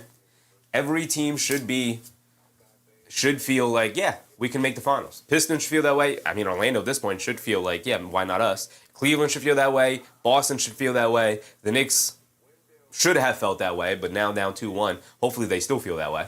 Atlanta should feel that way. Up 2-1 right now on New York. They're saying, why not us? Right? Brandon Peabody, what's up, Brandon? I hope Knicks win and my Wolves go up 3-1. I wouldn't mind it. I don't have a preference in the Wolves-Nuggets matchup as a non-fan of either one of those sides. I hope my Knicks can tie it up at 2 games apiece, man. I hope so.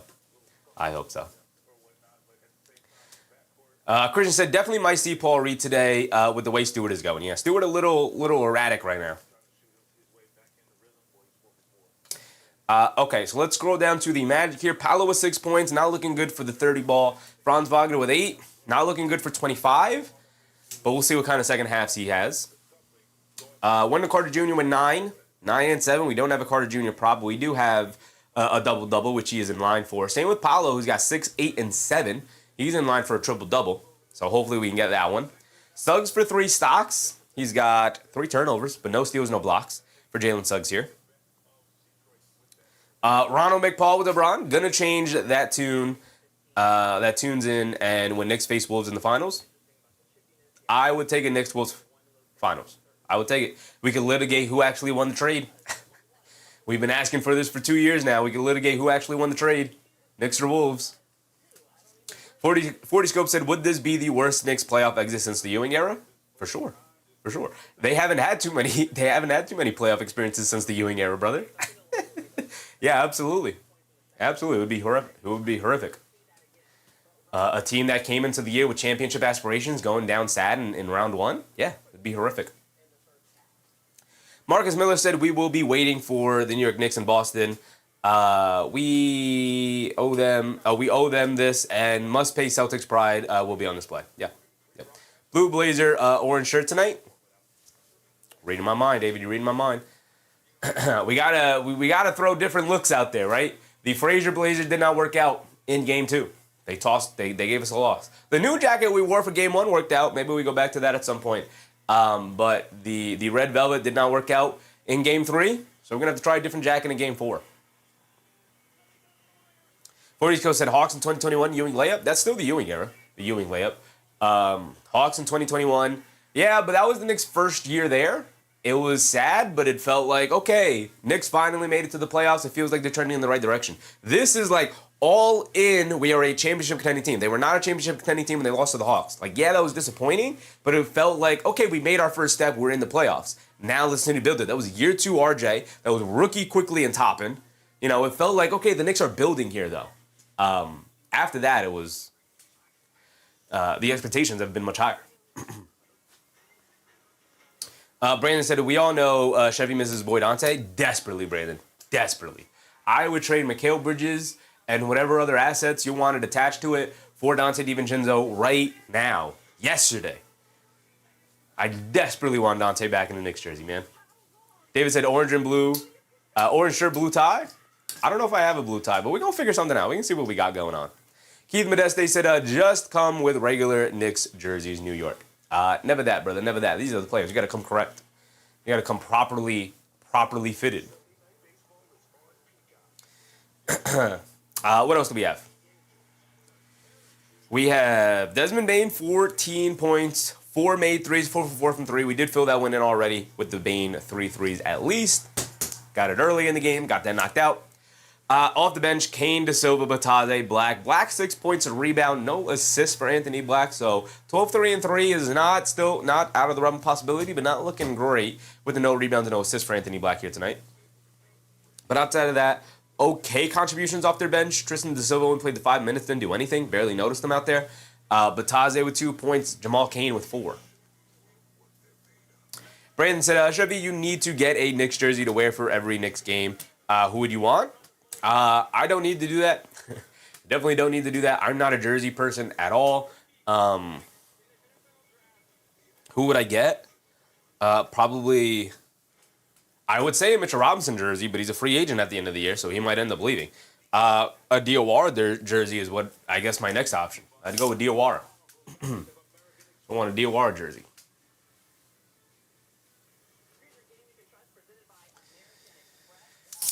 But that is pretty much it. Anybody in foul trouble here? A couple of guys. Suggs has 3. Everybody else with 2. Or Bane has 0. Double. We checked. Wagner for 25. Not looking great. He's got 8. Same with Banchero for the 30 ball. 2 consecutive missed free throws. We're going to be looking at All-Star Thompson every time he goes to the foul line for 2 free throws because he's not a very good free throw shooter at all. Brandon said, I bought Ant-Man jersey this year. Nice. Damon Atlas said, what is your opinion, Sheffy? There is some emotions coming into the Suns Thunder game. Do the Suns have this? Do the Suns have the weapons to win at home tonight, or Thunder are just too stacked? Thunder are just too stacked. The Suns could win. I don't think J-Dub is playing tonight. I think he's been ruled out. We got Red Panda in the building, by the way, for the halftime show out there in Orlando. Yes, sir. It's got to be good luck.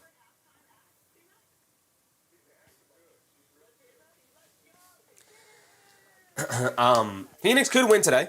They could. They could win tomorrow. The problem is, on the other side, the Thunder are, like you said, just too stacked. They are the favorites. They will be the favorites in every series moving forward, even in the finals. And it doesn't matter who they end up matched up with. Could be the Nuggets, could be the Spurs. It doesn't matter. Yeah. Yeah, Suns are just too stacked. David Ash Jr. said, I think idiot Mike Brown needs to give Kolek some run tonight. Everything's on the, he said everything on the table. I'm going to say everything on the table, man.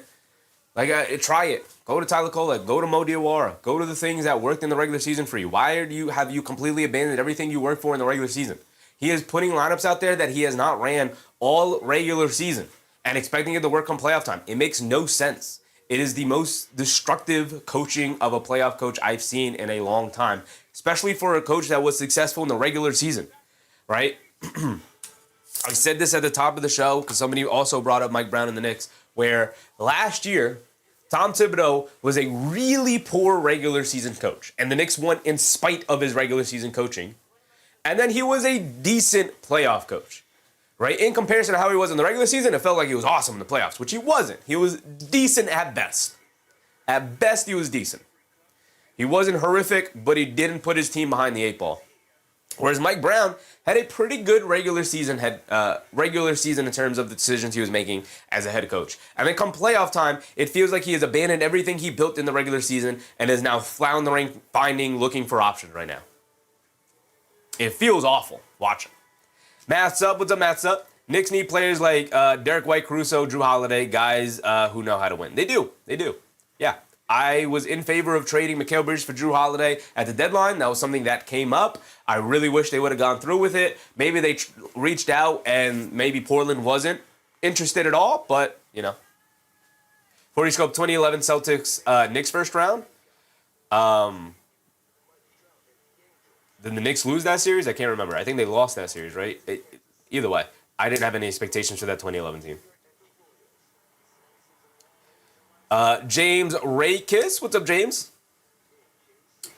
We got successful challenge on the bingo card. Already got one. We do have successful challenge on the bingo card. Did we update it? Yeah, let's update it. We went through everything. The only thing we have to update is successful challenge. There we go.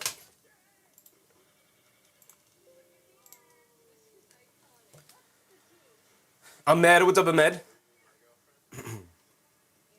Bruce Fowler said, can't help but feel really good for RJ, Dante, and Quickly. And yes, Hartenstein. Oh, brother, come on. You could have just left that at the first three guys. The Hartenstein thing makes me sick to my stomach. I literally want to throw up knowing that he has a championship ring and is on his way to a possible repeat this year. Guys, inconsequential to that team. Hate that guy with a passion. Brandon said, if you could choose a coach, who would you want? Any coach in the league, no restrictions? Spoelstra. Duh.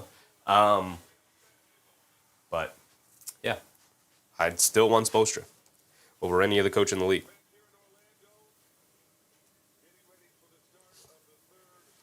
David Ash Jr. said, wrong players on the court, end the game for the Knicks. Yeah. He didn't have a defensive unit out there. He didn't put Mitchell Robinson back in the game to close out the game on a defensive lineup. He didn't match up a bigger player on CJ McCollum. CJ McCollum was just able to dribble to his spot and rise up and shoot over the... It was a good contest from McBride, but he's just too short. Put a taller player on him. Why? Why would you not put Josh Hart on him? Why? Why would you not do that? Brandon said Dante is balling because he was a plus 20 last game. Yeah, he's been hooping. He's been fantastic, as he always is. Ian Parkin said, bro, Tibbs was better than decent. He beat the Celtics. That was not because of Tom Thibodeau. That was because the Celtics collapsed and the players on the court made shots. Tibbs did not make changes or adjustments in that series that helped them win. He ran out these same exact things that did not work in the regular season, and the players just played better, and the Celtics played worse. They did not win that series because Tom Thibodeau helped them win that series. They won that series because they played better, and the Celtics collapsed.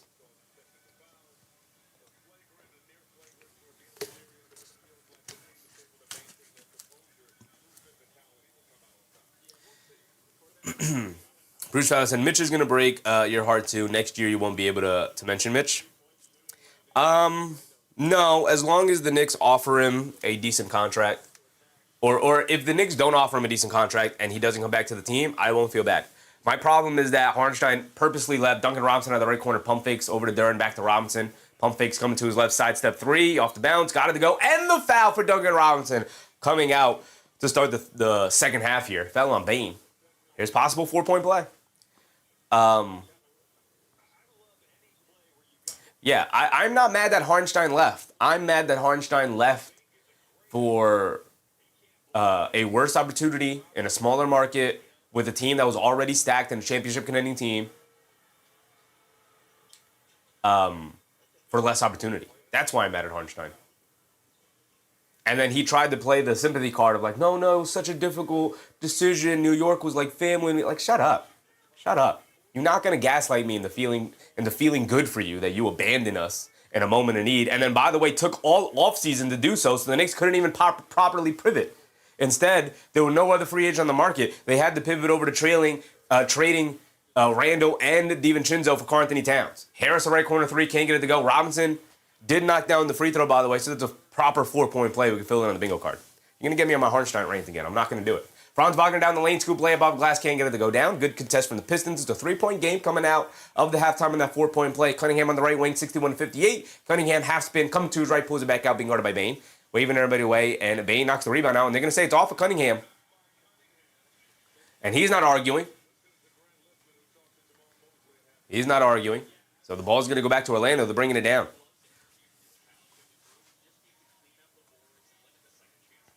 Suggs has it up top, being guarded by Duncan Robinson. Get over to Wagner. Wagner coming to his left, being guarded by Cunningham. Coming to his right, off the Carter Jr. screen. Good defense from Cunningham, fighting over the screen. They lob it over the top to Carter Jr. They kick it out. Suggs, wide open, right wing three. Got to go, nothing but net, just as the shot clock buzzer expired. Big time shot for Suggs, who's getting loose here.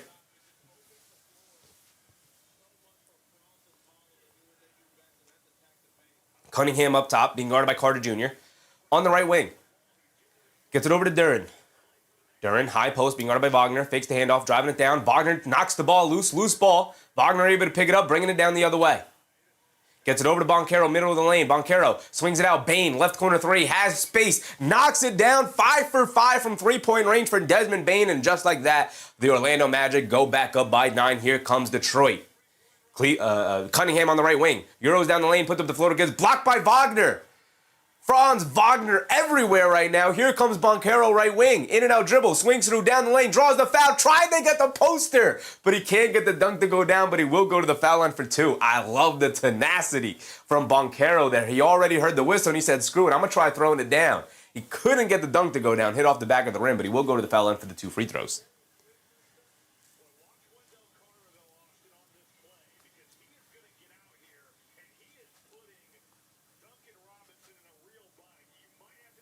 It's another assist for Banchero, by the way. He's got 7, 8, and 8. And at the foul line for 2. Banchero knocks down the first one. He's got another one coming. We got 9:45 to go here.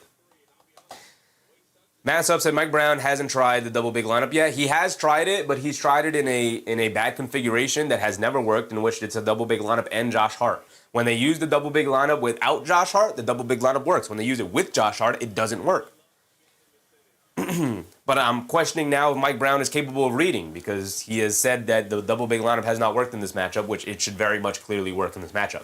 Duncan Robinson curling off the screen, driving it down, leaves it off for Thompson. Thompson being chased by Suggs, hands it off to Cunningham, being guarded by Wagner. Cunningham on the right wing, coming to his left.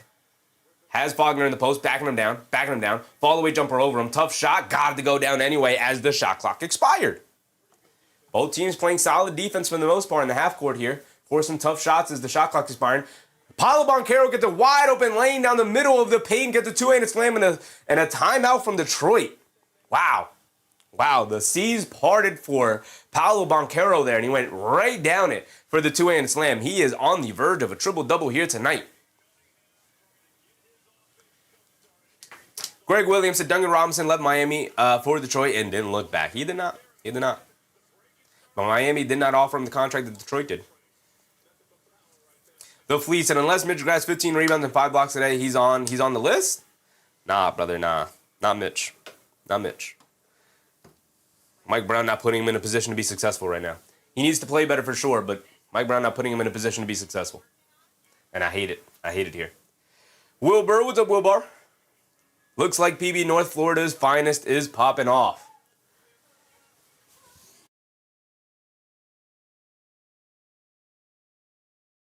Paolo Banchero playing well despite the fact that he is not shooting well.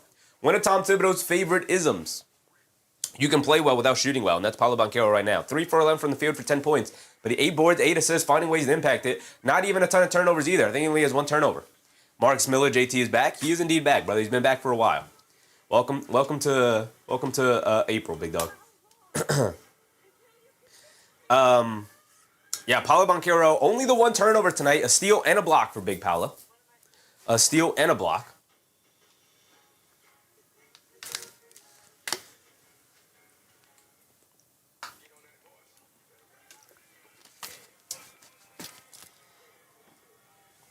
Robert Cross said, Banchero for a triple-double might hit. It might hit. He only needs 2 more rebounds, 2 more assists. We'll definitely get the double-double from somebody. We usually get the double-double every night. Double-doubles are fairly common.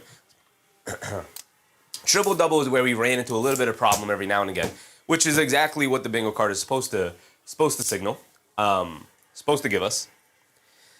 But we could be on the verge of triple-double there. Not sure if that's going to help us too much, because we'd still need Black to pick it up. We'd still need Suggs for 3 stocks, but Robespierre with the Robespierre. Early game, it's like 3 o'clock. Early game, brother. Early game. Games all day here.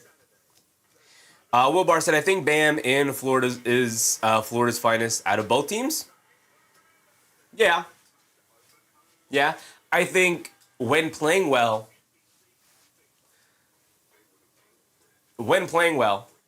which isn't something you could always say about Banchero, but when playing well, I think Banchero has a claim to that. I think the argument is there, but it's an argument. It's an argument. Could go both ways. Robert Cross said, does 4 corners count as a win? No. Oh, Robinson didn't hit 3 threes, though. That was his 3rd 3 on the 4-point play, and we had a 4-point play. You guys are doing a bad job of shouting these out. You gotta let me know. We did have a 4-point play for Duncan Robinson, and in doing so, that was his 3rd made 3. So that's 2 spots.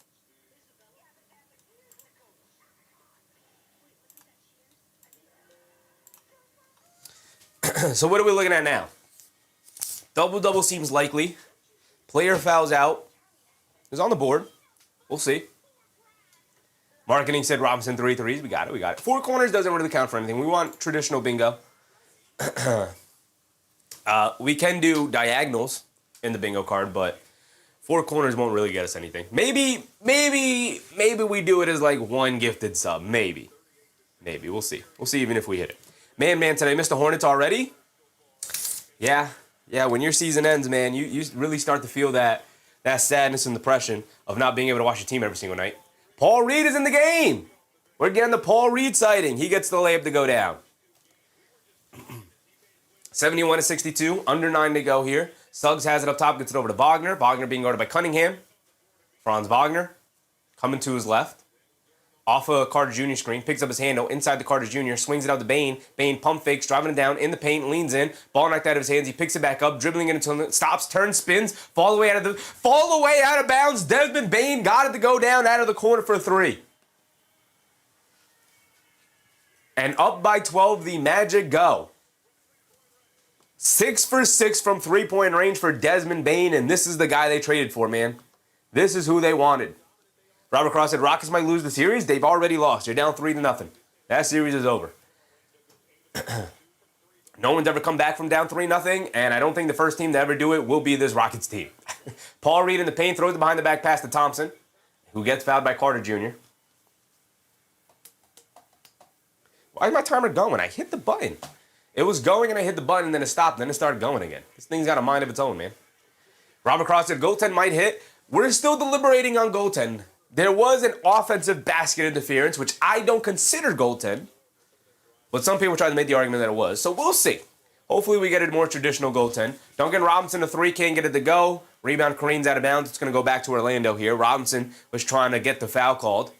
He didn't get it. Robert Cross said KD sold out. Yeah, he sat out that last game, man, which is pretty crazy. Christian said, I would be sick right now as a Pistons fan. As a Knicks fan, I'm grinning ear to ear, though. I think it's hilarious. Franz Wagner down the lane, stops, turns, spins. the most overconfident fan base I've seen for a team that hasn't done anything in the playoffs yet. Banchero left wing three off the block from Thompson. Can't get it to go. Carter Jr. battling for the rebound. Gets knocked to the ground. No foul called. It's a 5-on-4 fast break. Here comes Cunningham in the air. Leaves it off Thompson in the paint. Slips and falls, but gets tripped by Jalen Suggs there. And the foul's starting to stack up here for the Orlando Magic. That is 4 fouls on Jalen Suggs now.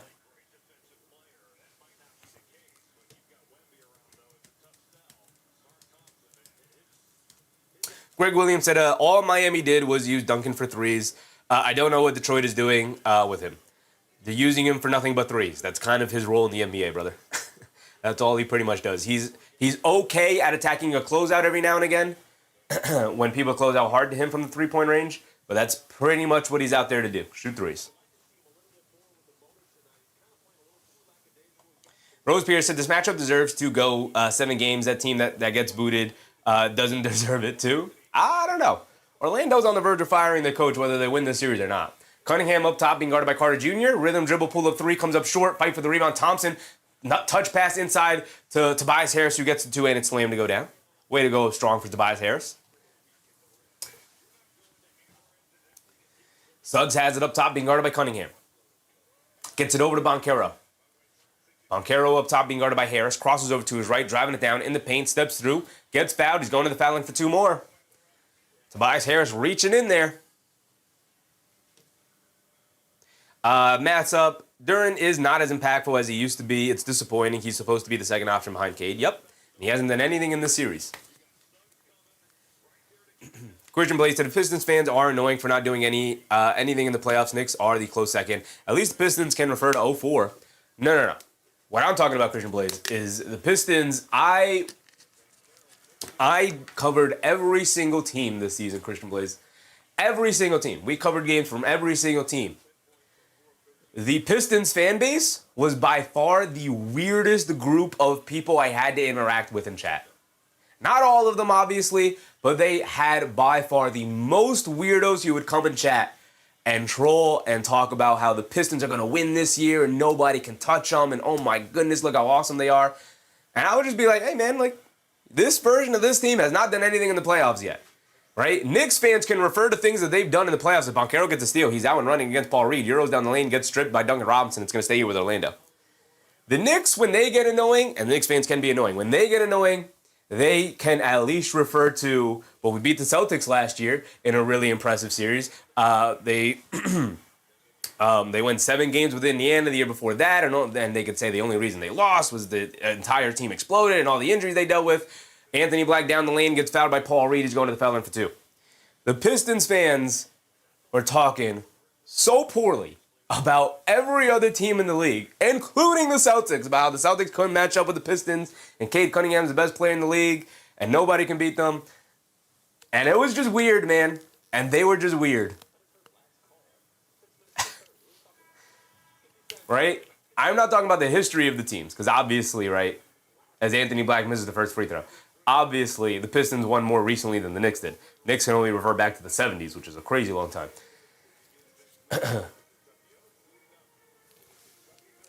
But the Pistons fans kind of getting what they deserve right now. I'm not gonna lie. Not gonna lie. Christian Blake said, "Yeah, injuries, huh?" Hey man, go back in that Pacers series. Randall was hurt. Anunoby was hurt. He had the hamstring strain. Brunson broke his hand in Game 7. Cunningham missed the first 3. Rebound, Kareem's right back to him. He knocks down the second one. Anthony Black split the free throws. Knicks shouldn't have lost Game 7. They get a steal. Harris, the 3, can't get it to go. Banchero, the rebound, gets fouled by Cunningham.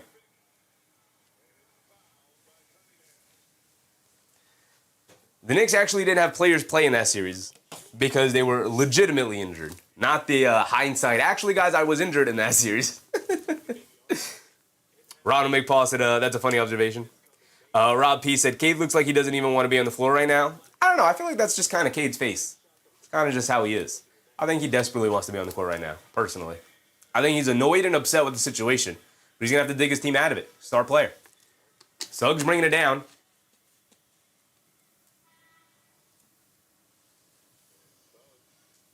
Jimmy Pope said, yeah, cocky for what? I mean, they didn't have anything to refer to. You got beat by the Knicks in the first round last year, and it was a tough series. But that's the only thing you can refer to, is that you lost the series last year with this version of this team. Now be hyped and be excited for your team. But you haven't done anything yet. Not yet. Not even a playoff series win under your belt. Banchero down the lane, gets caught in the mid-range, kicks out to De Silva, left wing three, can't get it to go down, battle for the rebound. And here comes Detroit. Cade Cunningham up top. Now the game not over yet. We'll see how this ends out. Cunningham has in the right wing being guarded. Now in the right corner being guarded by De Silva. Pulls it back out, has it in the mid-range. Backing down De Silva. Backing him down. He's got the strength advantage. Kicks it out. Harris, extra pass to Green. No dip, left wing three. Gets blocked by Anthony Black out of bounds. 6 seconds on their shot clock. We're past the halfway point. 5:40 to go here in the third.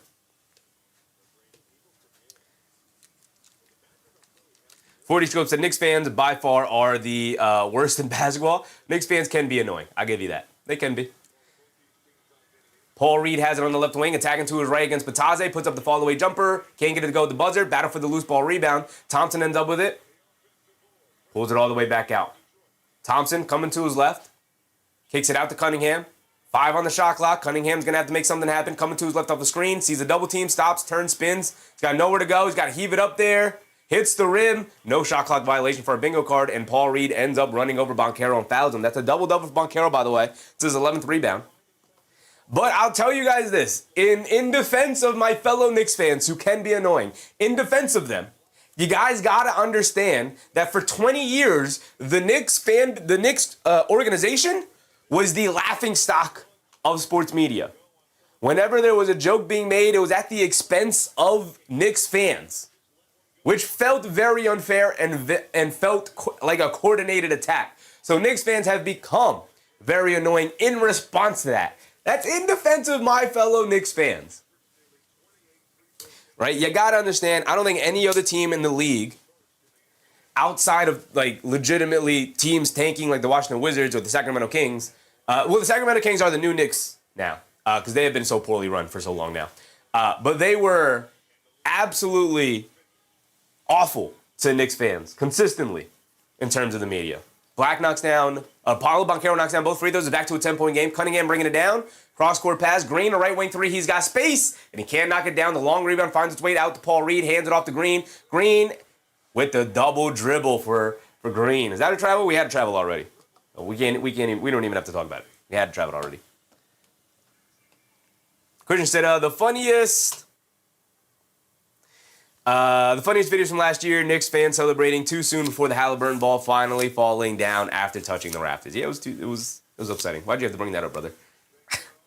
Banchero has it on the right wing, dancing with it, spinning down the lane, draws yet another foul. He's going back to the foul line for 2. Paolo Banchero, he's in his bag right now. The jump shot not going down, and I love the mentality of I'm going downhill because you can't stop me. I'm a 6'8", 6'9", whatever he is, 6'10", whatever he is. Freight train coming down the middle of the lane, and I love him putting his head down, going to the basket. Ian Parkinson, we're not annoying, we just know everything. Well, that could be annoying to some people. Star said, now it's Philadelphia fans who get the hate. No, it is not. I disagree with that.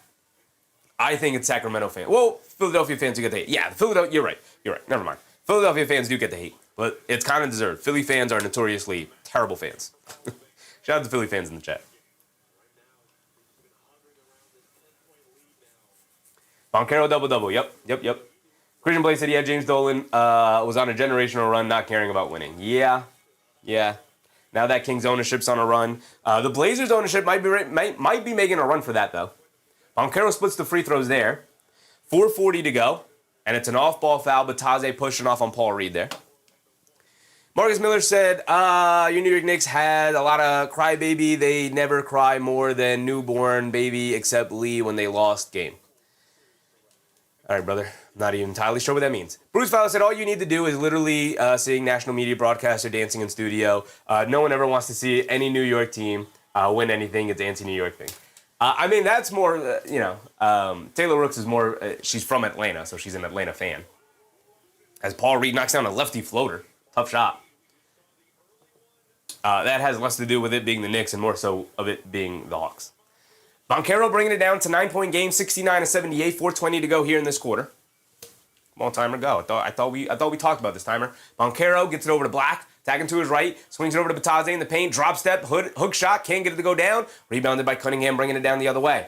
Cade Cunningham up top, shot out of Cade and bringing it down, crosses over to his left. Black does a good job staying in front of him, cutting him off. They show two, they get it out to Paul Reed, hands it off to Herder, pass fake, gets it over to Thompson. Thompson in the mid-range being guarded by Suggs. Swings through to his right, backing him down, step back, follow away jumper in the paint, comes up short, rebounded by Bataze. And now here comes Banchero bringing it down. Banchero with 3:45 to go. He's got Thompson on him. They swing it over to Bataze up top, hands it off to Suggs. Suggs being guarded by Javonte Green. Suggs swings through to his left, driving it down, step back, puts up the three, well contested, throws up a brick, but Suggs sneaks in there for the rebound, but he can't get the putback. Just dribble it back out, big dog. Here comes Cunningham. Hit ahead to Herder, to the rim, gets under the basket, kicks it out. Javonte Green wide open right corner three. He got it to go down. And it's a 6-point game now. 78-72. Back and forth they go.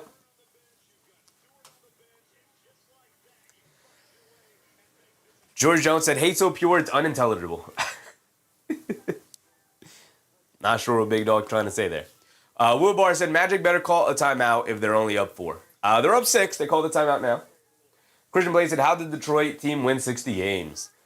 They played very hard every single night in a regular season, where most teams don't play as hard every single night. They treated the regular season as the playoffs, and now that they're in the playoffs, playing a team that's playing as if it's the playoffs as well, they're getting matched up. Getting matched up very well right now.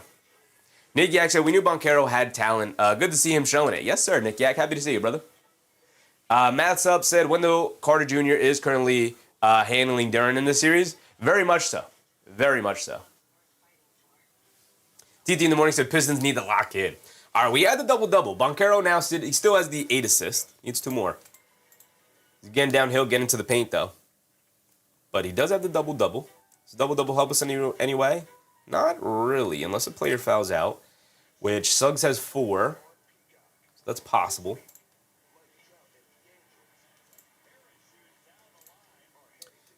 Triple-double still on the board. Still no true goaltend yet. We haven't had 2 consecutive missed free throws yet. No shot clock violation. A couple of shots being thrown up there at the end of the shot clock, though. It's been close. Harris for 15 points. He subbed out of the game, but All-Star Thompson with 15 points tonight. He's hooping. Christian said, oh, shoot, I just realized Wendell versus Duren is a matchup that has Angel Reese in common. Oh. I did not know that. Did not know that. Double-double doesn't really get us anywhere. Black for 12, 3, and 3 is in the game right now, right? Yeah, he's got 6 and 1 still. So 12, 3, and 3 is not looking great for Anthony Black. He has not done as well on our bingo card during this series. He's been severely underperforming. They're going to need a game from him at some point here. Bruce Palace said the national media always rooting for the underdog until they see the ratings come second round. Yeah. I think they would desperately love to see the 3 combination of Lakers, Celtics, and Knicks move on to the second round. But TD in the morning said All-Star is stepping up while Duren can't show up. Yeah, Duren having a brutal outing. Brutal. Not even bad. A pretty brutal series so far. Outside of the second half of Game 2, I don't know what's going on with Jalen Duren. He's just getting his lunch packed in right now. He got nothing going on.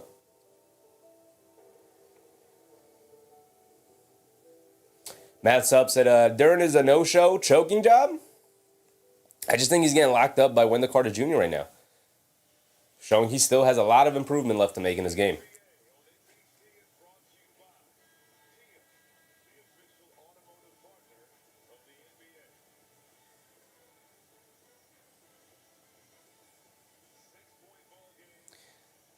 Javonte Green, who just knocked down that 3 previously, was 1 for 5 on pretty much all 3-point attempts. We can check the box score at the end of the quarter here. We have just over 3 minutes to go here. 78-72. Anthony Black bringing it down against Herder. They get over to Banchero in the post, being guarded by Green, spins to his right, driving it down, stops, turns, spins, got nowhere to go, kicks it out to Wagner. Wagner being guarded by Cunningham, he's going to drive it down, spin, slips, kicks it out. Anthony Black in a dance with it, down the lane, throws up the floater, way off, Rebounded by Paul Reed. Gets it over to Green, over to Cunningham, bringing it down. Under 3 to go. 6-point lead for the Magic. Going cold here offensively to end the quarter. Pistons looking to end the strong. Ooh, Anthony Black with a steal. Banchero hit ahead. Black down the lane, goes up, gets whacked by Javonte Green. Oh, that's Thompson, All-Star Thompson, not Javonte Green. It's All-Star Thompson. And the refs are going to go look at the monitors to see this. There was wind-up.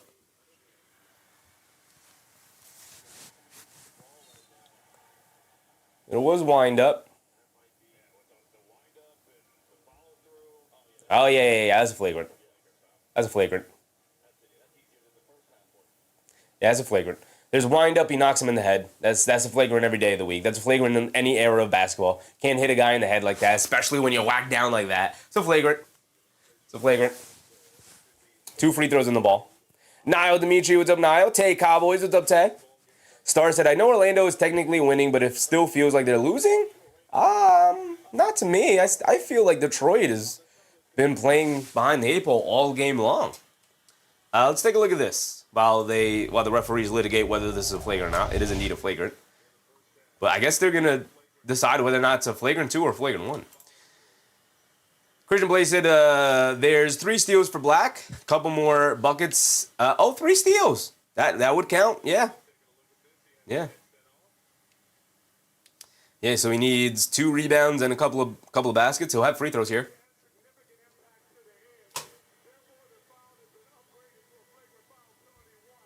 It is a flagrant foul 1. He said significant impact to the head. And I was like, are you going to give him a flagrant 2? No, they're going to give him a flagrant 1. 2 free throws for Anthony Black, and the Magic will get the ball back. This is one of the things I love to look at. The Orlando Magic have led for 72% of this game.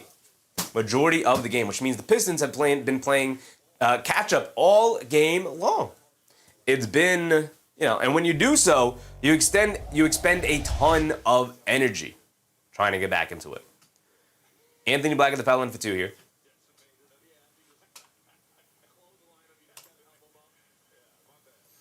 Marketing said, what happens to other Wagner brother? Thought he came back from the ACL. He did. He did not look particularly good coming back from the ACL. They went with Goga Bitadze.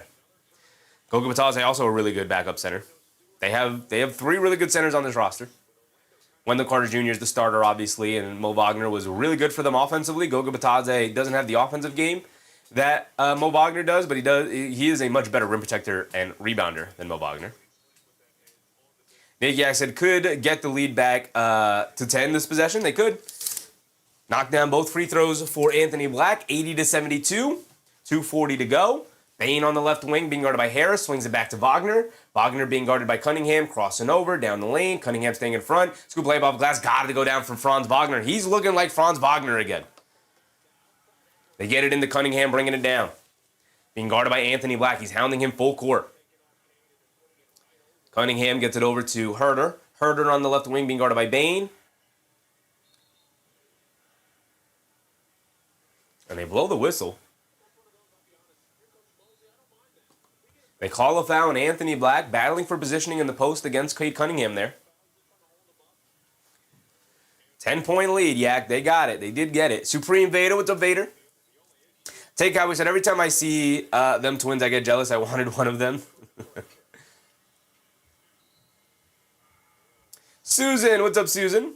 Rob P said, Franz was tough in the Olympics. They need that Franz. Yeah, so he started the regular season that way, but the ankle injury really hampered him. Has not looked the same since coming back from the ankle injury. Has really struggled. Cade Cunningham at the foul line knocks down the first one. They're in the bonus, so he gets 2 free throws out of it. Both teams in the bonus for the final 2-minute stretch here. Cunningham at the first one. He's got another one coming. Susan said, see you in the Knicks game. We are going to get this one in the win column. I hope so, Susan. They better. They better. Cunningham knocks down both free throws. 82-74. 2 minutes to go here. Anthony Black up top being guarded by Herter. They get over to Wagner and a foul on Cade Cunningham. And that'll send Wagner to the foul line for 2. Now they're calling all the little ticky-tack fouls. Now they're calling them right now.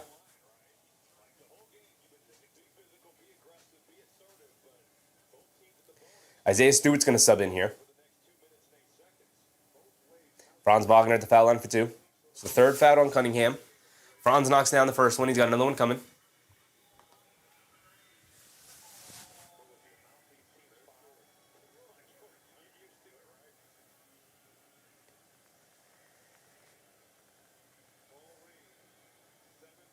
Paul Reed subs out. Solid minutes for Paul Reed.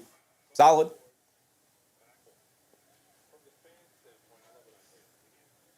Wasn't anything tremendous, but it was just solid minutes, and that's kind of what you're looking for. Especially when Duren's not giving you anything. Wagner knocks down both free throws. Cunningham bringing it down, still a 10-point game. They get it over to Paul Reed, gets it over to Stewart. Stewart on the right wing, hands it off to Cunningham up top. They give him space. Jab step, coming to his right, swings to his left. Great defense from the Magic. They swing it over to Harris out of the corner. Kane cuts him off. So Harris is going to put him in the post. Fall away baseline jumper. Got it to go as the shot clock expired. Tobias Harris, the tried and true turnaround baseline fader. 8-point game. 84-76, a minute and 30 to go here in the third. Anthony Black has it up top. Being guarded by Cunningham over to Wagner. Wagner's been excellent so far to close out this quarter. He's being guarded by Tobias Harris, over to Batadze, back to Wagner, coming to his left off the Batadze screen, pulls it out, hands it off to Bane. Bane being guarded by Cunningham, a deep logo three. Bane off the back rim, can't get it to go. Jamal Cain reaches in there, knocks the rebound out, over to Anthony Black, at left corner three, he's open, and he tosses up an air ball. Herder corrals that rebound. Cunningham hit ahead to Harris. Harris against Wagner, driving it down through his chest, throws up the floater, can't get it to go, no fouls called, and Franz Wagner will bring it down the other way. Franz Wagner just being a brick wall down there defensively. Wagner up top, being guarded by Stewart, driving to his right, Euros down the paint, kicks it out, Jamal Cain wide open, left corner three, he got it! 11-point lead for the Orlando Magic now. 87-76, 45 seconds to go. Cade Cunningham has it on the left wing. Franz Wagner dictating the game now. 12, 4, and 5 for him. They show double team to Cade. They get it inside to Stewart. They kick it out to Herder. Swings through to his right on the rotation. Kicks it inside to Javonte Green. Shovels it over to Isaiah Stewart for the two-handed slam. Great ball movement from Detroit there. 30 seconds to go. As Franz Wagner will walk it down. They can go for the 2-for-1. Not enough time on the clock, so instead they're just going to hold it for as good of a shot as they can get. Wagner going around the pick and roll with Kane, coming to his right against Harris, bullying his way to the basket, flips it up at the rim, no fouls called. Rebounded by Stewart, hit ahead to Cunningham, shot out of a cannon, bringing it down. Jamal Cain hedges out there. Cunningham brings it out, spins off of him, floater, gets blocked by Batadze, and a loose ball foul on the Orlando Magic. So that's free throws for Isaiah Stewart, I believe. Or is it for Cade Cunningham? Is it a late foul call? What is the call?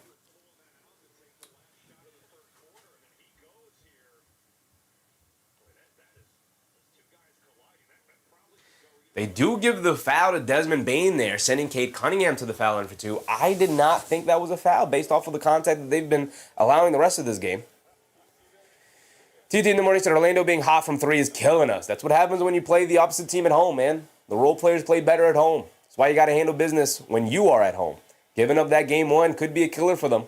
They don't find a way to pull this one off. Stewart at the foul line for two, misses the first free throw. He's got another one coming. John said, how about Jamal Cain? How about Jamal Cain, man? Spent all year on the bench, waiting for his opportunity. Got the opportunity late in the season, ran away with it, and has made the playoff rotation. Other guys, Jett Howard had an opportunity. Who are some of the other guys they gave an opportunity to? But Jamal Cain winning out that ninth man spot. Stewart does knock down the second free throw. Wagner bringing it down. 3 seconds to go. Driving it down, trying to go for the foul. No fouls called. An air ball, and that'll be the end of our quarter here. It is 87-79. It's an 8-point game going into the fourth quarter. Orlando with the lead.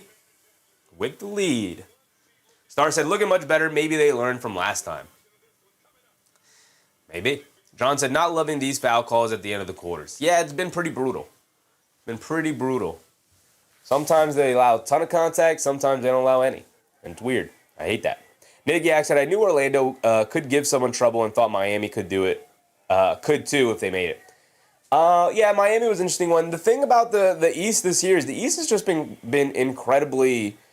the East, first of all, has been incredibly strong from top to bottom, but outside of the lottery teams, I mean, top 10 teams. But the East has been incredibly even all around. Like, I know Detroit won 60 games. I know, there were the Knicks, the Celtics, and the Cavs, all 50-plus win teams.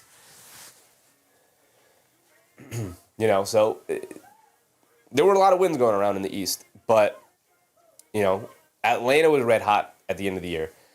Miami was consistently solid all season long. Charlotte was red hot at the end of the year. Orlando was up and down, but we knew they were better than what they were showing in the regular season. It's crazy that they're in this position right now when we were talking about them after they lost that last regular season game to Boston. They looked dead in the water going into the play-in. They could have made a top 6 seed. Instead now, they had to fight their way out of the play-in. They lose that first game to the Philadelphia 76ers with no Joel Embiid in a pretty ugly, disastrous game. It wasn't even particularly that close. And then they go into Charlotte, or they go home and play Charlotte at home and dominate that game from start to finish. Wasn't even particularly close. And then they come to the playoffs and they steal game 1 against Orlando. They're even in game 2, and then the second half, Detroit blows it open. And now they're giving it to Detroit right now at home. This team was on the verge of imploding. They were on the verge of firing their head coach. And yet they're here right now in an 8-1 in a 1 versus 8 matchup, taking it to the East champs. Right? They won the regular season, and they might be on the verge of being down 2-1 in the postseason. Ruzande, what's up, Ruzande? I think MD is playing tonight. Mo Diawara? I wouldn't mind it, man. I wouldn't mind it. I don't think Mike Brown has the stones to do it. I don't think Mike Brown has the stones to do it. He looks overwhelmed as a head coach right now in New York. He looks like he cannot handle this market right now. TT in the morning said, but even with Orlando knocking down shots, we're still in it. Just 8 points behind. If we could go on a quick run, we can close out this game. Yeah, it's a close game. It's an 8-point game. It's not another impossibility at all. I could still go either way.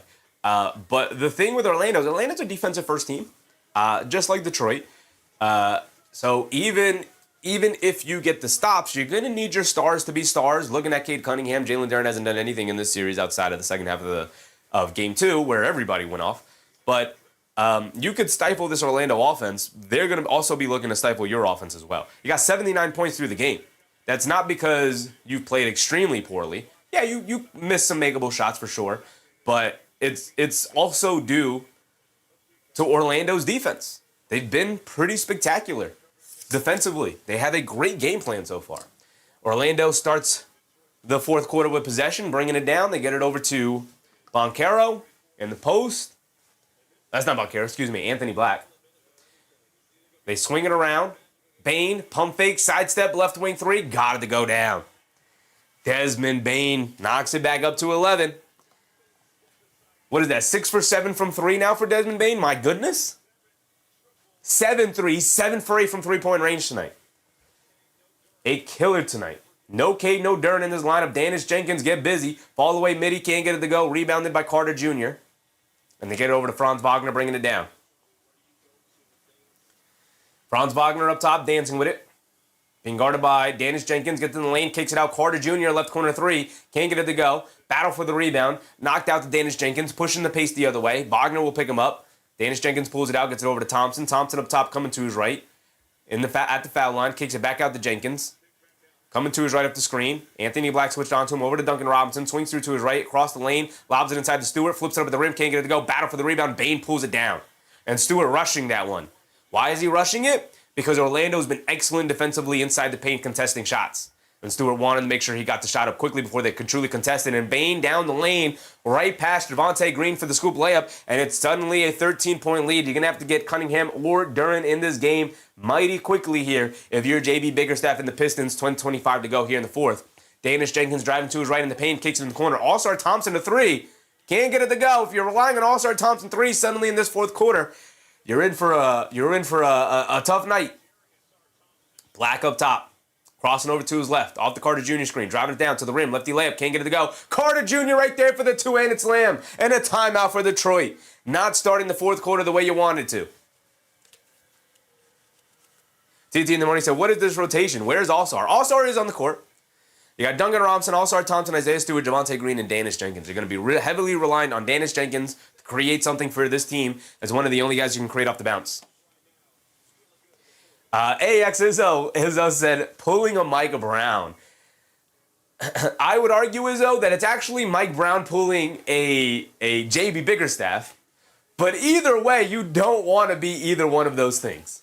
Absolutely, Izzo. These two coaches starting pivotal game threes in the fourth quarter without either one of your two All-Stars in the game is mind-blowing. Mind-blowing. I wouldn't want to say season on the line because it's just game three and it's tied 1-1. But to be in a situation where it feels like you gotta win the game, to not go to your star players and be like, listen, you gotta give me 12 straight minutes. We're in the playoffs. This is not regular season back. You gotta give me 12 straight minutes. That's all you gotta do. You know what the star player is gonna do? They're gonna go, 12 minutes it is. They're gonna walk on the court and they're gonna give you 12 straight minutes in the fourth quarter here. To start the fourth quarter without either one of your stars in the game, and suddenly now you find yourself down by 15. Game not over yet. Obviously more than enough time for Detroit to pull off a comeback here, but it ain't looking good, man. George Jones said, Mike Brown took away my right to trash talk other teams for the time being. Yes, he did, George Jones. I agree with you. I feel the same way, George Jones. I feel the same way. Keenar I said I thought Brown hadn't really demonstrated he was a good playoff coach before. And you were probably right, brother. You're probably right, because he has been absolutely atrocious during this playoff run. He has been significantly worse in the playoffs than he has been in the regular season, which is not what you want to be. Even if you have a poor regular season, you want to be a playoff riser. You want to be a better performer come playoff time. And Mike Brown has done the opposite. He has been a worse performer as the stakes have gone higher. TD in the morning said, JB thinking he can play 11 people deep and still win. Well, I understand JB Bickerstaff, trying different guys. He pulled Ron Holland from the rotation tonight. We haven't seen him, really. I think he played in the first half, really. Let's check it. But let's check their rotations tonight. So the guys off the bench, we saw Paul Reed because Duren and Stewart have not been very effective. So he went to somebody else and Paul Reed, which I get, right? Karis LeVert got 4 minutes. And, no Ron Holland tonight. A DNP-CD for Ron Holland. So he removed Ron Holland from the rotation because he wasn't giving you anything through the first two games. And he's going with 4 minutes of Karis LeVert, which I don't understand. Either play him or don't play him. But the guys who got majority of the minutes have been Herter, Green, and Stewart, and with a little bit of a sprinkle of Danish Jenkins in there. They threw Paul Reed in there because of the ineffectiveness of Duren and Stewart, so I get that. But you're also looking at Karis LeVert 4 minutes, and that's just weird. It's just weird. Either he's in the rotation or he's not. Detroit boy said Ron Holland at least isn't scared to play offense. Yeah, you definitely need some offense. But if you need some offense, I'd probably lean Karis LeVert over Ron Holland. That's just me, though. He's aggressive. I don't think aggressiveness is what you're lacking. I think shot making is what you're lacking, and Ron Holland isn't helping in that department. Kinar said they need a player like Herter from 3 years ago, but the problem is he hasn't been good for a few years now. That was kind of one of his only good years. He's had 2 good years in the league, Kevin Herter, and has allowed him to survive in this league for a couple of years. In the sense that he had the one good year with Atlanta, and then got traded to the Kings, and a couple of years after that or maybe 1 year after that, had one good year with Sacramento, and that was pretty much it. Couple of block shots in the paint for Wendell Carter Jr. there. Duren spins off glass, throws up an air ball. How's that not a shot clock violation? They don't give it to us. But here we go. Orlando, excellent defense in the paint there. Had a block on Cunningham, then had a block on Duren, and then contested the Duren hook shot, and it was way off. Franz Wagner in the post against Duncan Robinson. Now drop step, lefty flip shot, can't get it to go. Anthony Black knocks in the air out to Bane. Bane, a one dribble, left wing three. Another one, can't get it to go. Rebounded by Jamal Cain, and a loose ball foul on the Pistons will keep the ball here for the Orlando Magic, baby. They are hooping their butts off right now. Massub said, where's Danish Jenkins? He just subbed back out of the game. They put Cade Cunningham and Jalen Duren back in. He hurt us. He just pulled a Mike Brown. They started off the fourth quarter horrendously without them and then called the timeout 2 minutes into the quarter and was like, oh, wait, I forgot I have 2 All-Stars. Let me put them both back in. Just pulled the Mike Brown. Wagner over to Carter Jr., hands it off to Bane, coming to his right, down the lane, pump fakes, mid-range, fall away, over Thompson, can't get it to go. Rebounded by Duren, here comes Cunningham. Cade Cunningham bringing it down, a little over 9 minutes to go, has it on the right wing, being guarded by Jamal Cain in the corner. Robinson, quick catch and shoot, gets blocked by Anthony Black. Duncan Robinson way too quick on that trigger. Anthony Black read it all the way. He has it on the left wing. Driving past Duncan Robinson. Pulls it out. Swings it over to Carter Jr. Carter Jr. hands it off to Jamal Cain. Down the lane. In the paint. Throws up the floater. Can't get it to go. Wendell Carter Jr. right there for the two-handed slam. Jalen Duren, where are you? Where are you, Jalen Duren? Thompson on the left wing being guarded by Cain. They get it up top to Cunningham being guarded by Wagner. Carter Jr. switches onto him. Over to Thompson. Take the baseline. In the paint. Hop step. Reverse layup. Got it to go down. All-Star Thompson up to 17 points tonight, 7 for 10 from the field. He's trying. He's trying. He's not much of an offensive player, but he's putting the ball in the basket today. He's going to need some help from his guys. Cade Cunningham sitting with 15 points tonight, 5 for 18 shooting. A horrific shooting night. Franz Wagner spins down the lane out to Carter Jr. and a travel on Carter Jr. shuffling them feet as he was off balance. Ball back to the Pistons here with 8 minutes to go. TT in the morning said, we are fumbling. 15-point game. Paolo Banchero is going to sub back in. Franz Wagner is going to sub out. Wilbar said, Pistons are cooked if Cade has no help. True, but Cade also 5 for 18. Also not providing the star power that you need from Cade right now. You're going to need more. Heavy is the head that wears the crown. When you're the star player, you can't have performances like this. As a Knicks fan, we're looking at Jalen Brunson like, brother, it's not good enough. We got to be looking at Cade Cunningham, too, like it's not good enough. Harris, a right corner three. He knocks it down. Big-time shot for Tobias Harris. It's back to 12. Matt Sub said, All-Star Duren is a no-show. Yep. Kinohara, yep. Jalen Duren not showing up at all. 6.6 boards. Banchero down the lane, Euros in the paint. Two-handed slam for Paolo Banchero over Jalen Duren. And they're going to flex on him a little bit. And I think that's a technical or a foul. It's a foul. It's an and-one dunk for Paolo Banchero. Has something to say about it, too. TT said, the fact that All-Star is carrying us says it all. He should never be leading us in points. Yep, absolutely agree, TT in the morning. Like, All-Star Thompson is, a nice attacker. He gives you 10, 11 points. That's great. He's really out there to dominate defensively, which he has done tonight as well. He's been fantastic defensively, but he's just not getting help from his big men.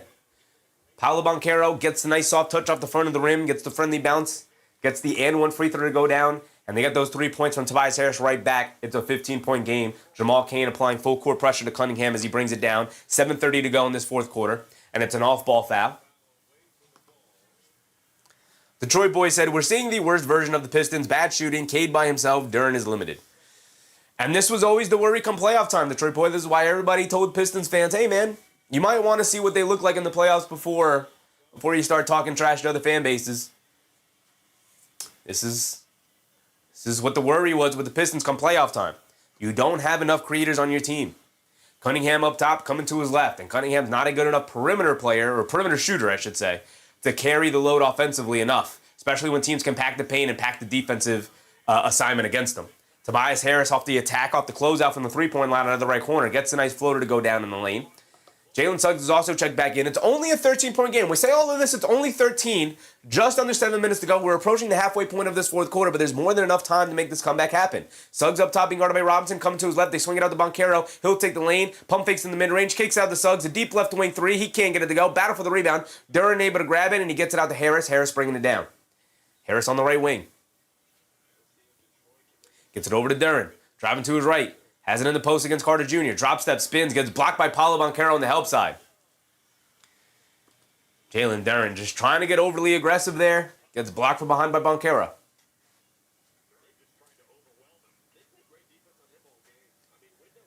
That's out of bounds onto Jalen Duren, too. But they're going to give it back to the Pistons here. Harris has it on the left wing, over to Robinson, back over to Harris in the paint, pump fakes, puts up the little floater, comes up short, Duren right there for the one-handed putback slam. It's an 11-point game with 6 minutes to go. Not out of the weeds yet if you're an Orlando fan. Detroit roaring back. Here comes Suggs. You're going to have to find an answer here if you're the Magic. We are at the halfway point of this fourth quarter. 6 minutes to go. Suggs up top, being guarded by Cunningham. Coming to his right, swings it over to Banchero. And that's a foul. Paolo Banchero pushing off on Cade Cunningham, I guess, on the off-ball action, trying to come back out for the pass. Ball's going to go back to the Pistons now.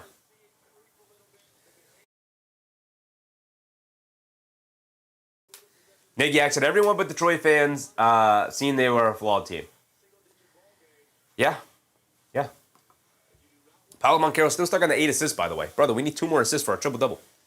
Cunningham has it up top, being guarded by Desmond Bane.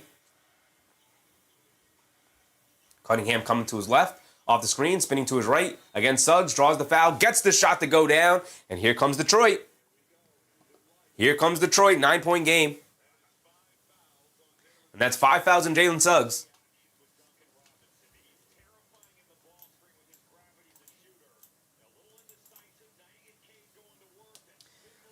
Wilbur, 6 minutes Orlando. Got 6 minutes to go. Cunningham at the foul line for one more. Starting to get loose now.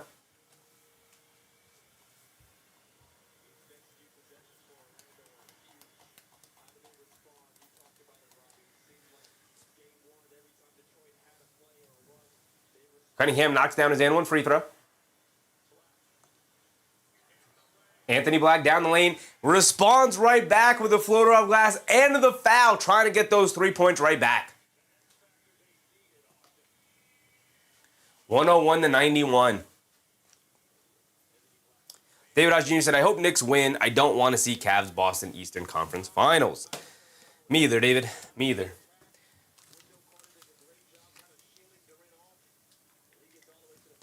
I wouldn't throw Cleveland in there right away. A challenge from the Pistons. Not sure about this challenge. I wouldn't go ahead and throw Cleveland right in there, David. Toronto blew them out in Game 3. Maybe they figured something out. Maybe they just had a hot shooting night. We'll see. But I wouldn't just immediately throw them in there yet.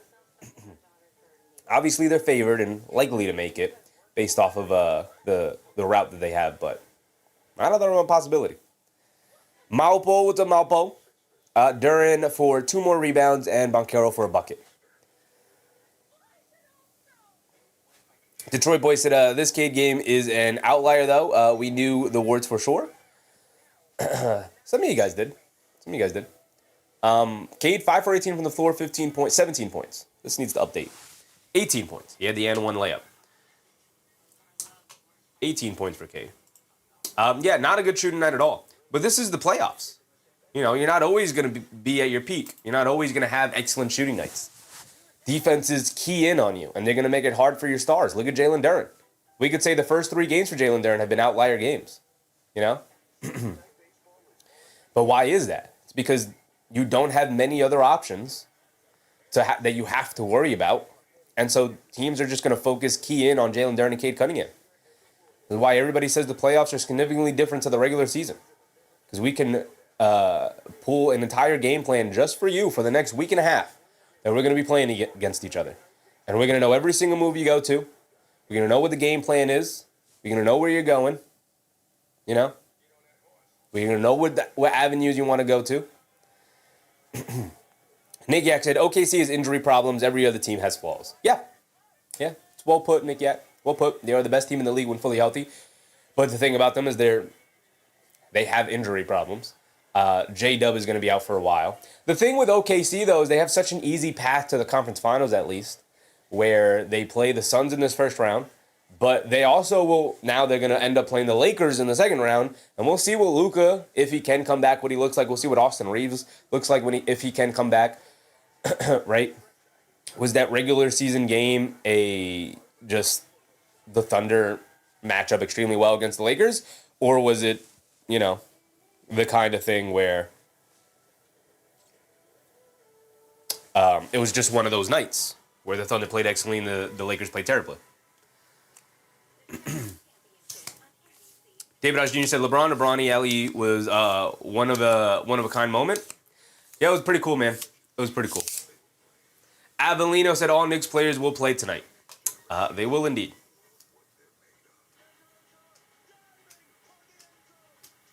Kinahara said, that's why us old heads know that MJ was the guy. Because it didn't matter. Playoffs, he was even better. Everyone knew he was going to be the man when they couldn't stop him anyways. Basically, 0 bad games. That's looking back at the past with rose-colored glasses, brother. He had a plethora of bad games in the playoffs. It does not mean he didn't find ways to pull out and still be effective. He had a plethora of bad games in the playoffs.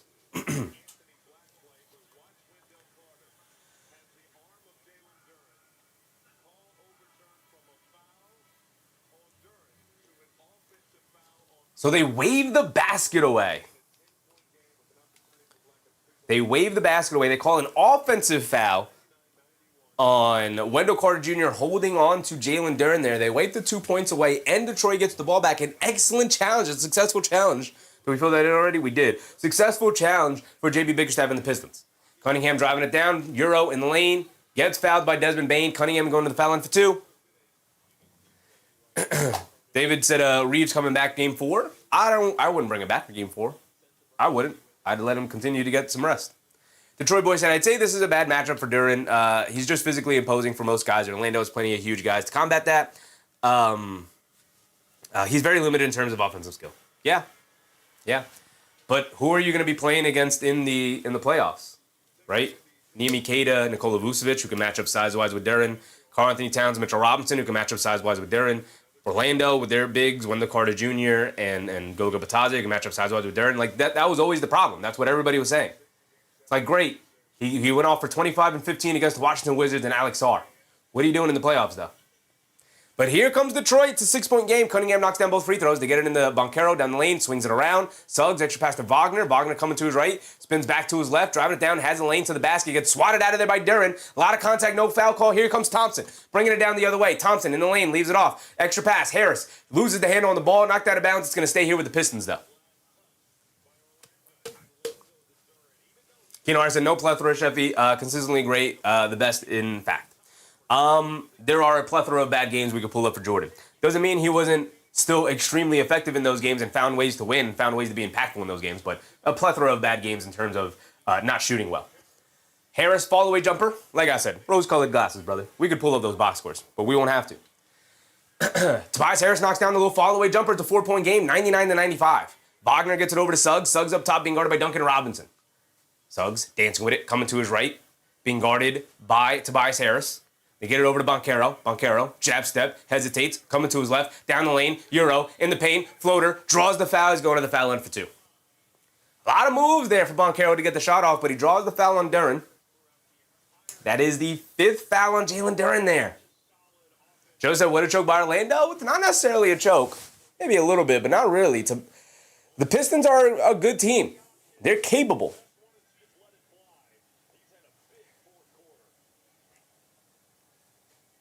Yak said that that challenge has changed the game. It did.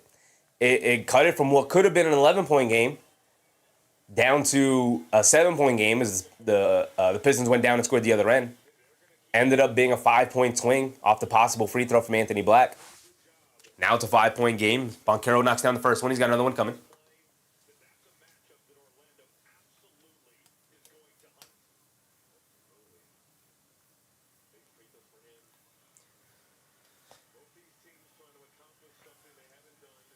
Paolo Banchero goes 2 for 2. 4:40 to go. Detroit boy said, when you have a star like Cade, you always have a chance. Absolutely. Absolutely. Stars tend to wake up in these moments. And Cade is doing that right now. They get it to Cunningham, up top being guarded by Wagner. Coming to his left off the Duren screen. Thinking it back to his right hand, down the lane, lefty layup. Got it to go, and the foul yet again for Cade Cunningham. Hyping himself and his team up. Trying to get him back into this game. Almost single-handedly. Almost. He's getting some help. Tobias Harris, Jalen Duren. Starting to wake up a little bit here. But it is led by Cade Cunningham right now. Woof. David said, who airs the best, ABC, ESPN, Prime, or NBC? The Prime crew is pretty solid. The NBC crew is pretty solid. The other two guys, get them out of here. ABC and ESPN, get them out of here. Cunningham knocks down his and one free throw. We're in a one-possession game, baby. 4:30 to go. Could go either way. Suggs bringing it down. Could be a disastrous ending for the Magic if they end up losing this one. Franz Wagner up top being guarded by Cunningham. Coming to his left. Pulls it out. Now coming to his right. Pulls it back out again. Good defense for Cunningham. Coming to his left again. Cunningham doing a great job cutting him off every single time. They get over to Banchero being guarded by Devontae Green. Step back, pump fake, puts up the 3. Banchero, he got it to go! Paolo Banchero and Cade Cunningham going mano a mano. First overall pick versus first overall pick. Cunningham up top being guarded by Carter Jr. now. Cunningham dancing with it. Swings through to his left, down the lane. Gets it over to Harris, relocating left corner 3. He responds right back with a 3-point make. And it's still a 3-point game, 3:30 to go now. Banchero bringing it down. Banchero up top, crossing over to his right, has the lane in the basket, goes right at Duren, gets blocked by Duren. Clean block. Tobias Harris picks it up, gets it over to Cunningham, bringing it down. Here comes Cade Cunningham, bringing it down, being guarded by Wagner. Coming to his left off the Duren screen. A pull-up three for Cunningham. He ties it up at 1:04, 3:14 to go.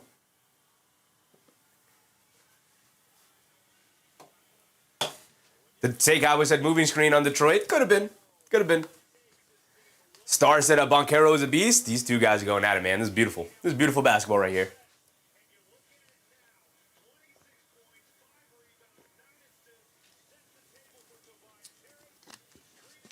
Cade Cunningham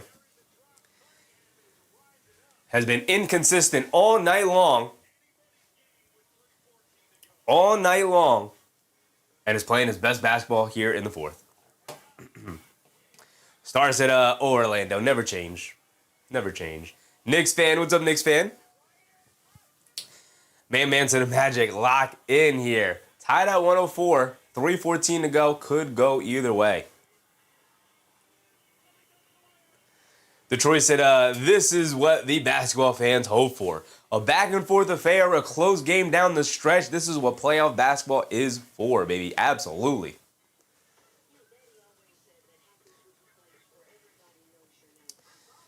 Do we have anything else on our bingo card? Not really. We still have the double-double, but no triple-double. Banchero's been stuck on 2 assists since halftime, right? We had 7 assists at halftime. He's only had 1 assist in the second half. Not what you love to see. No jump ball yet. Wagner for 25. He's got 12. Banchero for 30. He's got 22. Could happen, but not likely. Suggs with the 5 fouls. No, he's got 6 fouls now. He's got 6 fouls now. Why is he still up here? Does he have 6 fouls or 5 fouls? Let's refresh our page. Why do they have him up here as if he's in the lineup with 6 fouls? Anthony Black is in for Jalen Suggs. That's why Anthony Black is in the game. Suggs has fouled out. Jalen Duren with the 5 fouls here. All-Star Thompson with 17 huge points. While the Pistons were struggling for a bit there, All-Star Thompson did just enough to keep him hanging around and got it within range for Cade Cunningham to ultimately take over here. But shout out to Tobias Harris as well, who's knocked down huge shots here. Christian Blake said, Harris is 23, you're right. He has been hooping. We haven't filled in the Tobias Harris spot. I had him for 15, and he's got 23.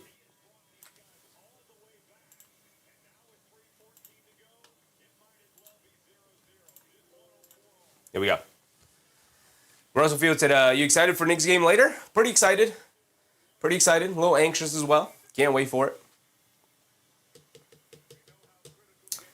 That doesn't really help with our bingo either, though. Oh, player did foul out as well. It did. We need a shot clock violation, y'all. We need a shot clock violation. Jalen Suggs fouled out. Here comes Orlando. Oh, no. Suggs has 5 fouls. He's built in. What? Come on. And they turn it over. Here comes the Pistons and Cade Cunningham. Under 3 to go. Has it up top. Dancing with it against Wagner. Has him in the post. Driving it down in the lane. Throws up the little flip shot. Air ball. But a foul is called. It's going to send him to the foul line for 2.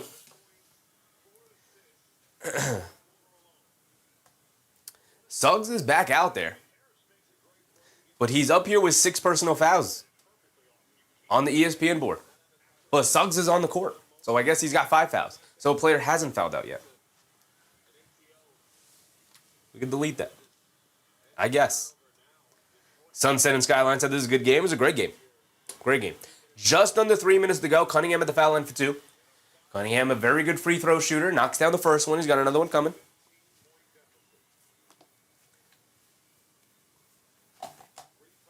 Reginald Mott with the Reginald. Great game. Might be overtime. Need 4 points for Cunningham. Knocks down that first free throw. He's got another one coming. He misses the second free throw. Rebound ripped down by Wendell Carter Jr. Here comes Jalen Suggs, bringing it down. Suggs up top being guarded by Javonte Green. 1 point game. Crossing over to his right. Gets it over to Banchero. Coming to the rim. Stops. Turns. Spins. Kicks it up top to Wagner. Driving to his left. Stops. Pulls it out. Wagner coming to his right up the screen. Driving it down. Pulls it out. Mid-range. Fall away. It's not his game, but he knocks it down. Franz Wagner. Big time fall away mid-range shot. 106 to 105.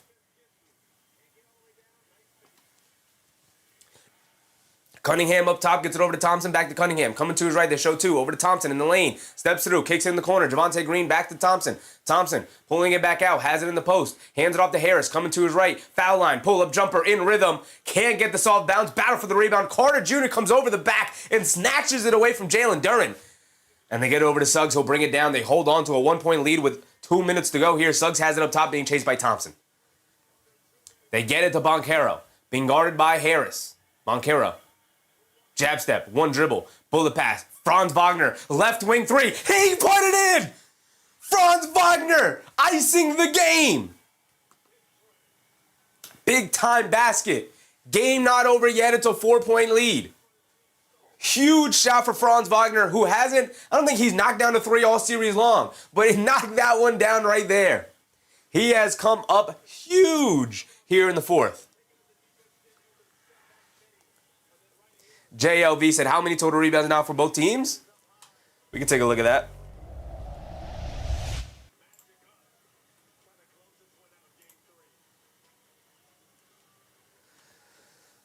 Total rebounds up here. Total rebounds 42 to 44. 42 to 44. Orlando out-rebounding them by 2 boards. They've grabbed 3 more offensive rebounds than them.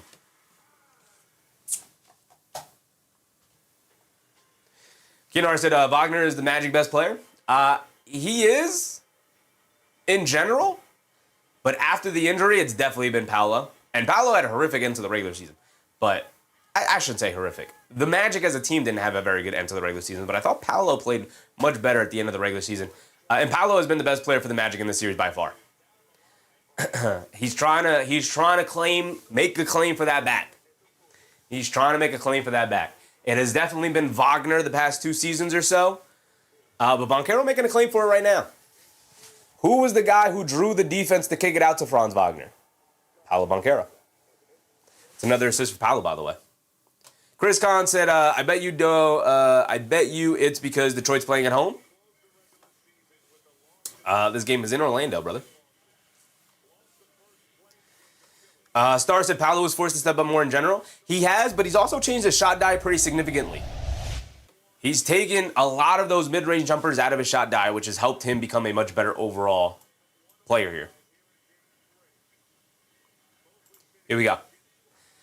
Pistons will inbound it. 1:46 to go. We'll sync up our timer here. 1:46 to go. Robinson. Got nowhere to go. Gets it into Duren. They wanted the 5-second call. They didn't get it. They get it over to Cunningham up top, being guarded by Wagner. Cunningham's just going to isolate. Step back 3, trying to answer. Comes up short, long rebound. Bane picks it up. And the crowd cheers. Franz Wagner bringing it down against Cunningham. And a foul on Cade Cunningham. Woo! Knicks fan with Vive gifted membership. My goodness, appreciate you, Knicks fan. Thank you for your generosity, brother. Side out of bounds for the Magic. They're not in the bonus yet. We're under 2 minutes to go. That's the foul that they had to give. Now, every foul after that will send them to the foul line, though.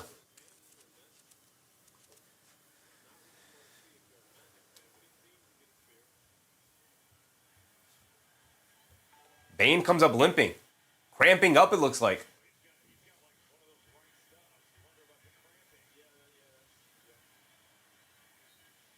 Bane suffering with like a left leg cramp. They have to bring in De Silva in for him. It's a big-time loss.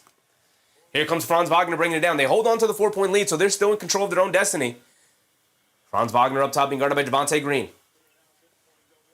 A little over a minute to go. Shot clock winding down. Coming to his left off the Carter Jr. screen. All the way to the rim. Throws up the floater. Can't get it to go down. Carter Jr., the offensive rebound. Again tied up. Saves it. Throws up at the rim. Draws the foul on Duren. Duren is out of here. He fouls out. Carter Jr. going to the foul line for 2.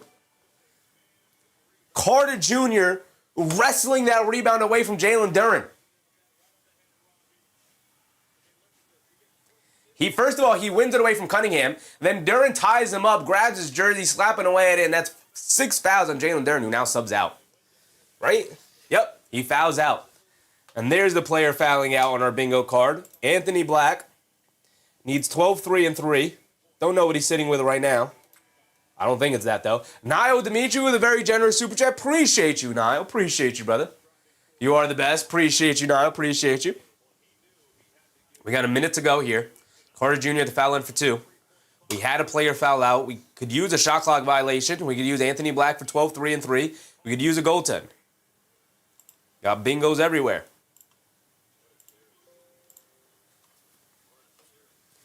Wendell Carter Jr. misses the first free throw. He's got one more coming. Madrasi said, can you feel the magic of Disney World? Knicks fan said, I hope y'all enjoy the memberships. Appreciate you, Knicks fan. Extremely generous of you, brother. Appreciate you, man.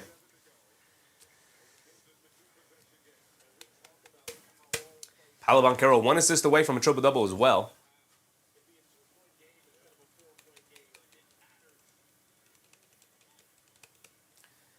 Wendell Carter Jr. missed the first free throw. He does knock down the second free throw. It's a 5-point game. 1 minute to go. More than enough time, but you got to get busy. Can't waste any possessions here. Cunningham up top being guarded by Wagner. Coming to his right off a screen. Driving it down, in and out dribble. Into the rim, turns it over. Lost his balance on the in and out move, slipped and fell, and turned it over, threw it right to Banchero, who came up with the steal. 50 seconds to go. Banchero up top sees a double team. Swings it over to Wagner. Wagner on the left wing, back to Banchero. Banchero, rhythm dribble, pull up 3. Oh my goodness, he can't get it to go off the back of the rim. He got the Halliburton bounce. Hit the back of the rim, went all the way up to the rafters, and fell right back through. And a timeout for Detroit, and it looks like they're going to go down 2-1. The Celtics didn't pull the Knicks, but Detroit is on the verge of doing it.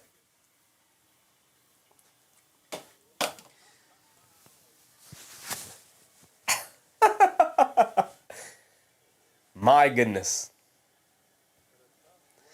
Knicks fan said, I didn't choose who got the membership. It was random. Yes, when you give memberships, they are random. Randomly distributed to those in the chat.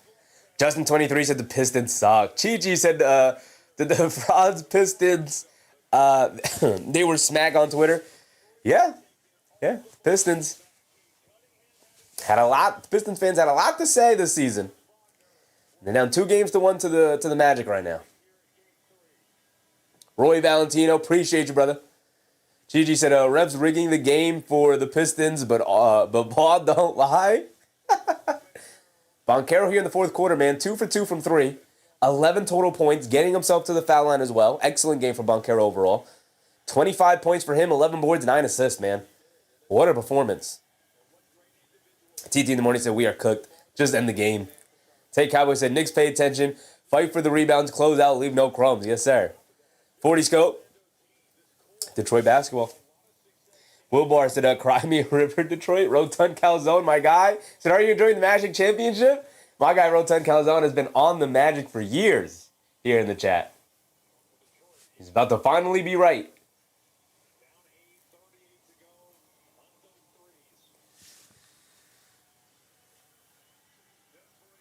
Thompson's got to get it in. Get it into Robinson.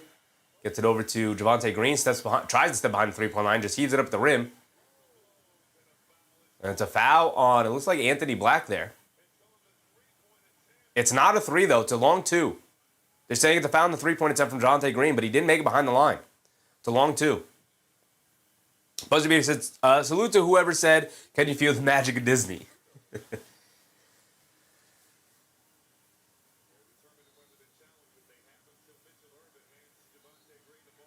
Magic are going to use the challenge. Magic are going to use their challenge here.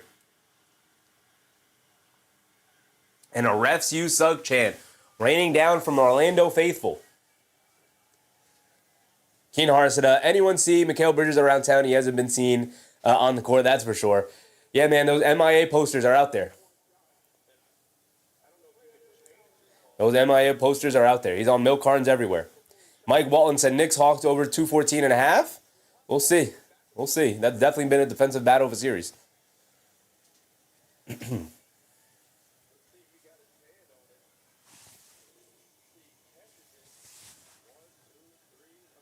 Oh, he is behind the three-point line. I'm mistaken. It was definitely behind the three-point line.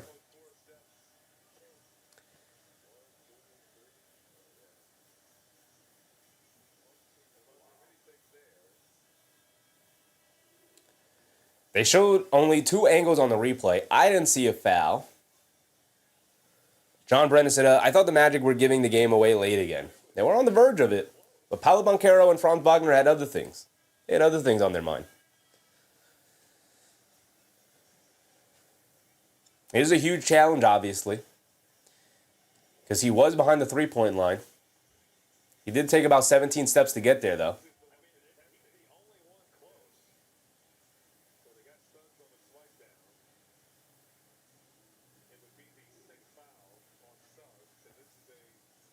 So let's see. The refs have the headphones off. Let's see what they rule. Huge call. No foul. Successful challenge.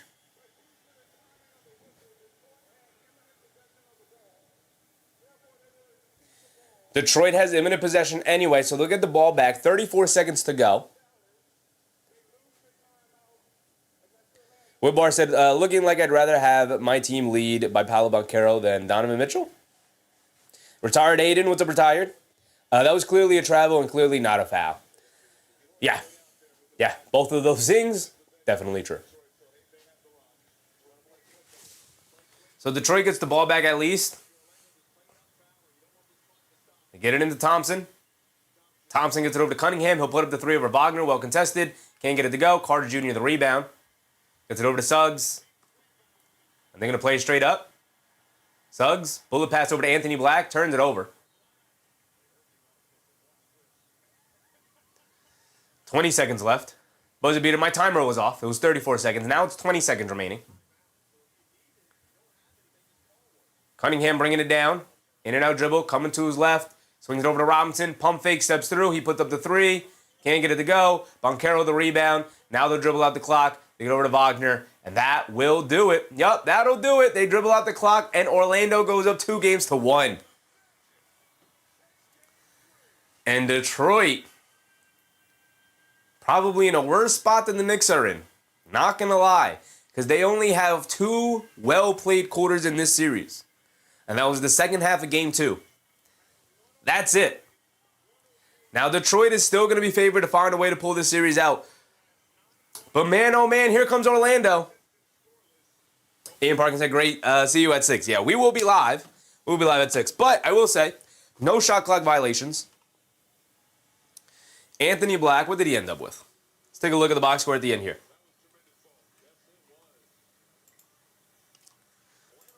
Anthony Black, I don't think ended up with 12, 3, and 3.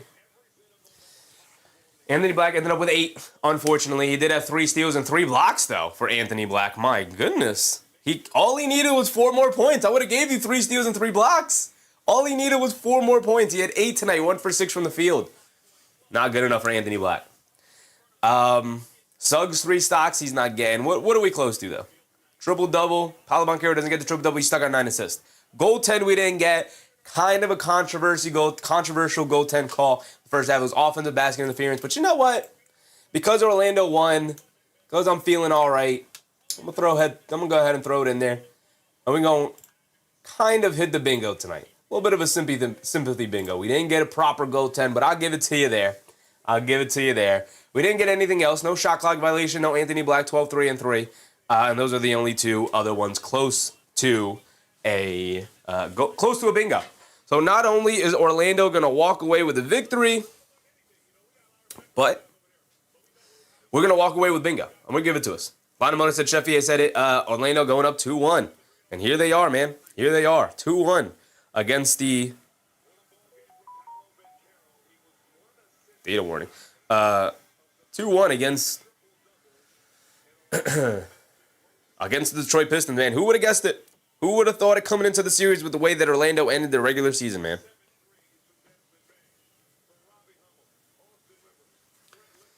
But we will be live. We will stay live. Not stay live. We will be back live later tonight with the Knicks game.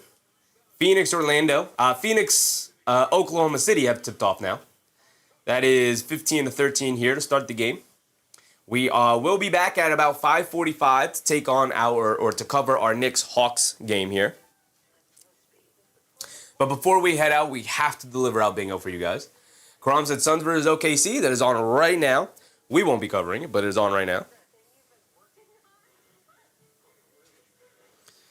So let's go ahead. Let's get that out to the community. Boom, boom, boom.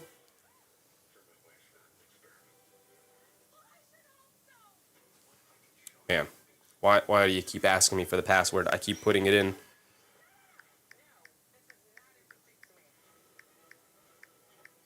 Type it slowly. There you go.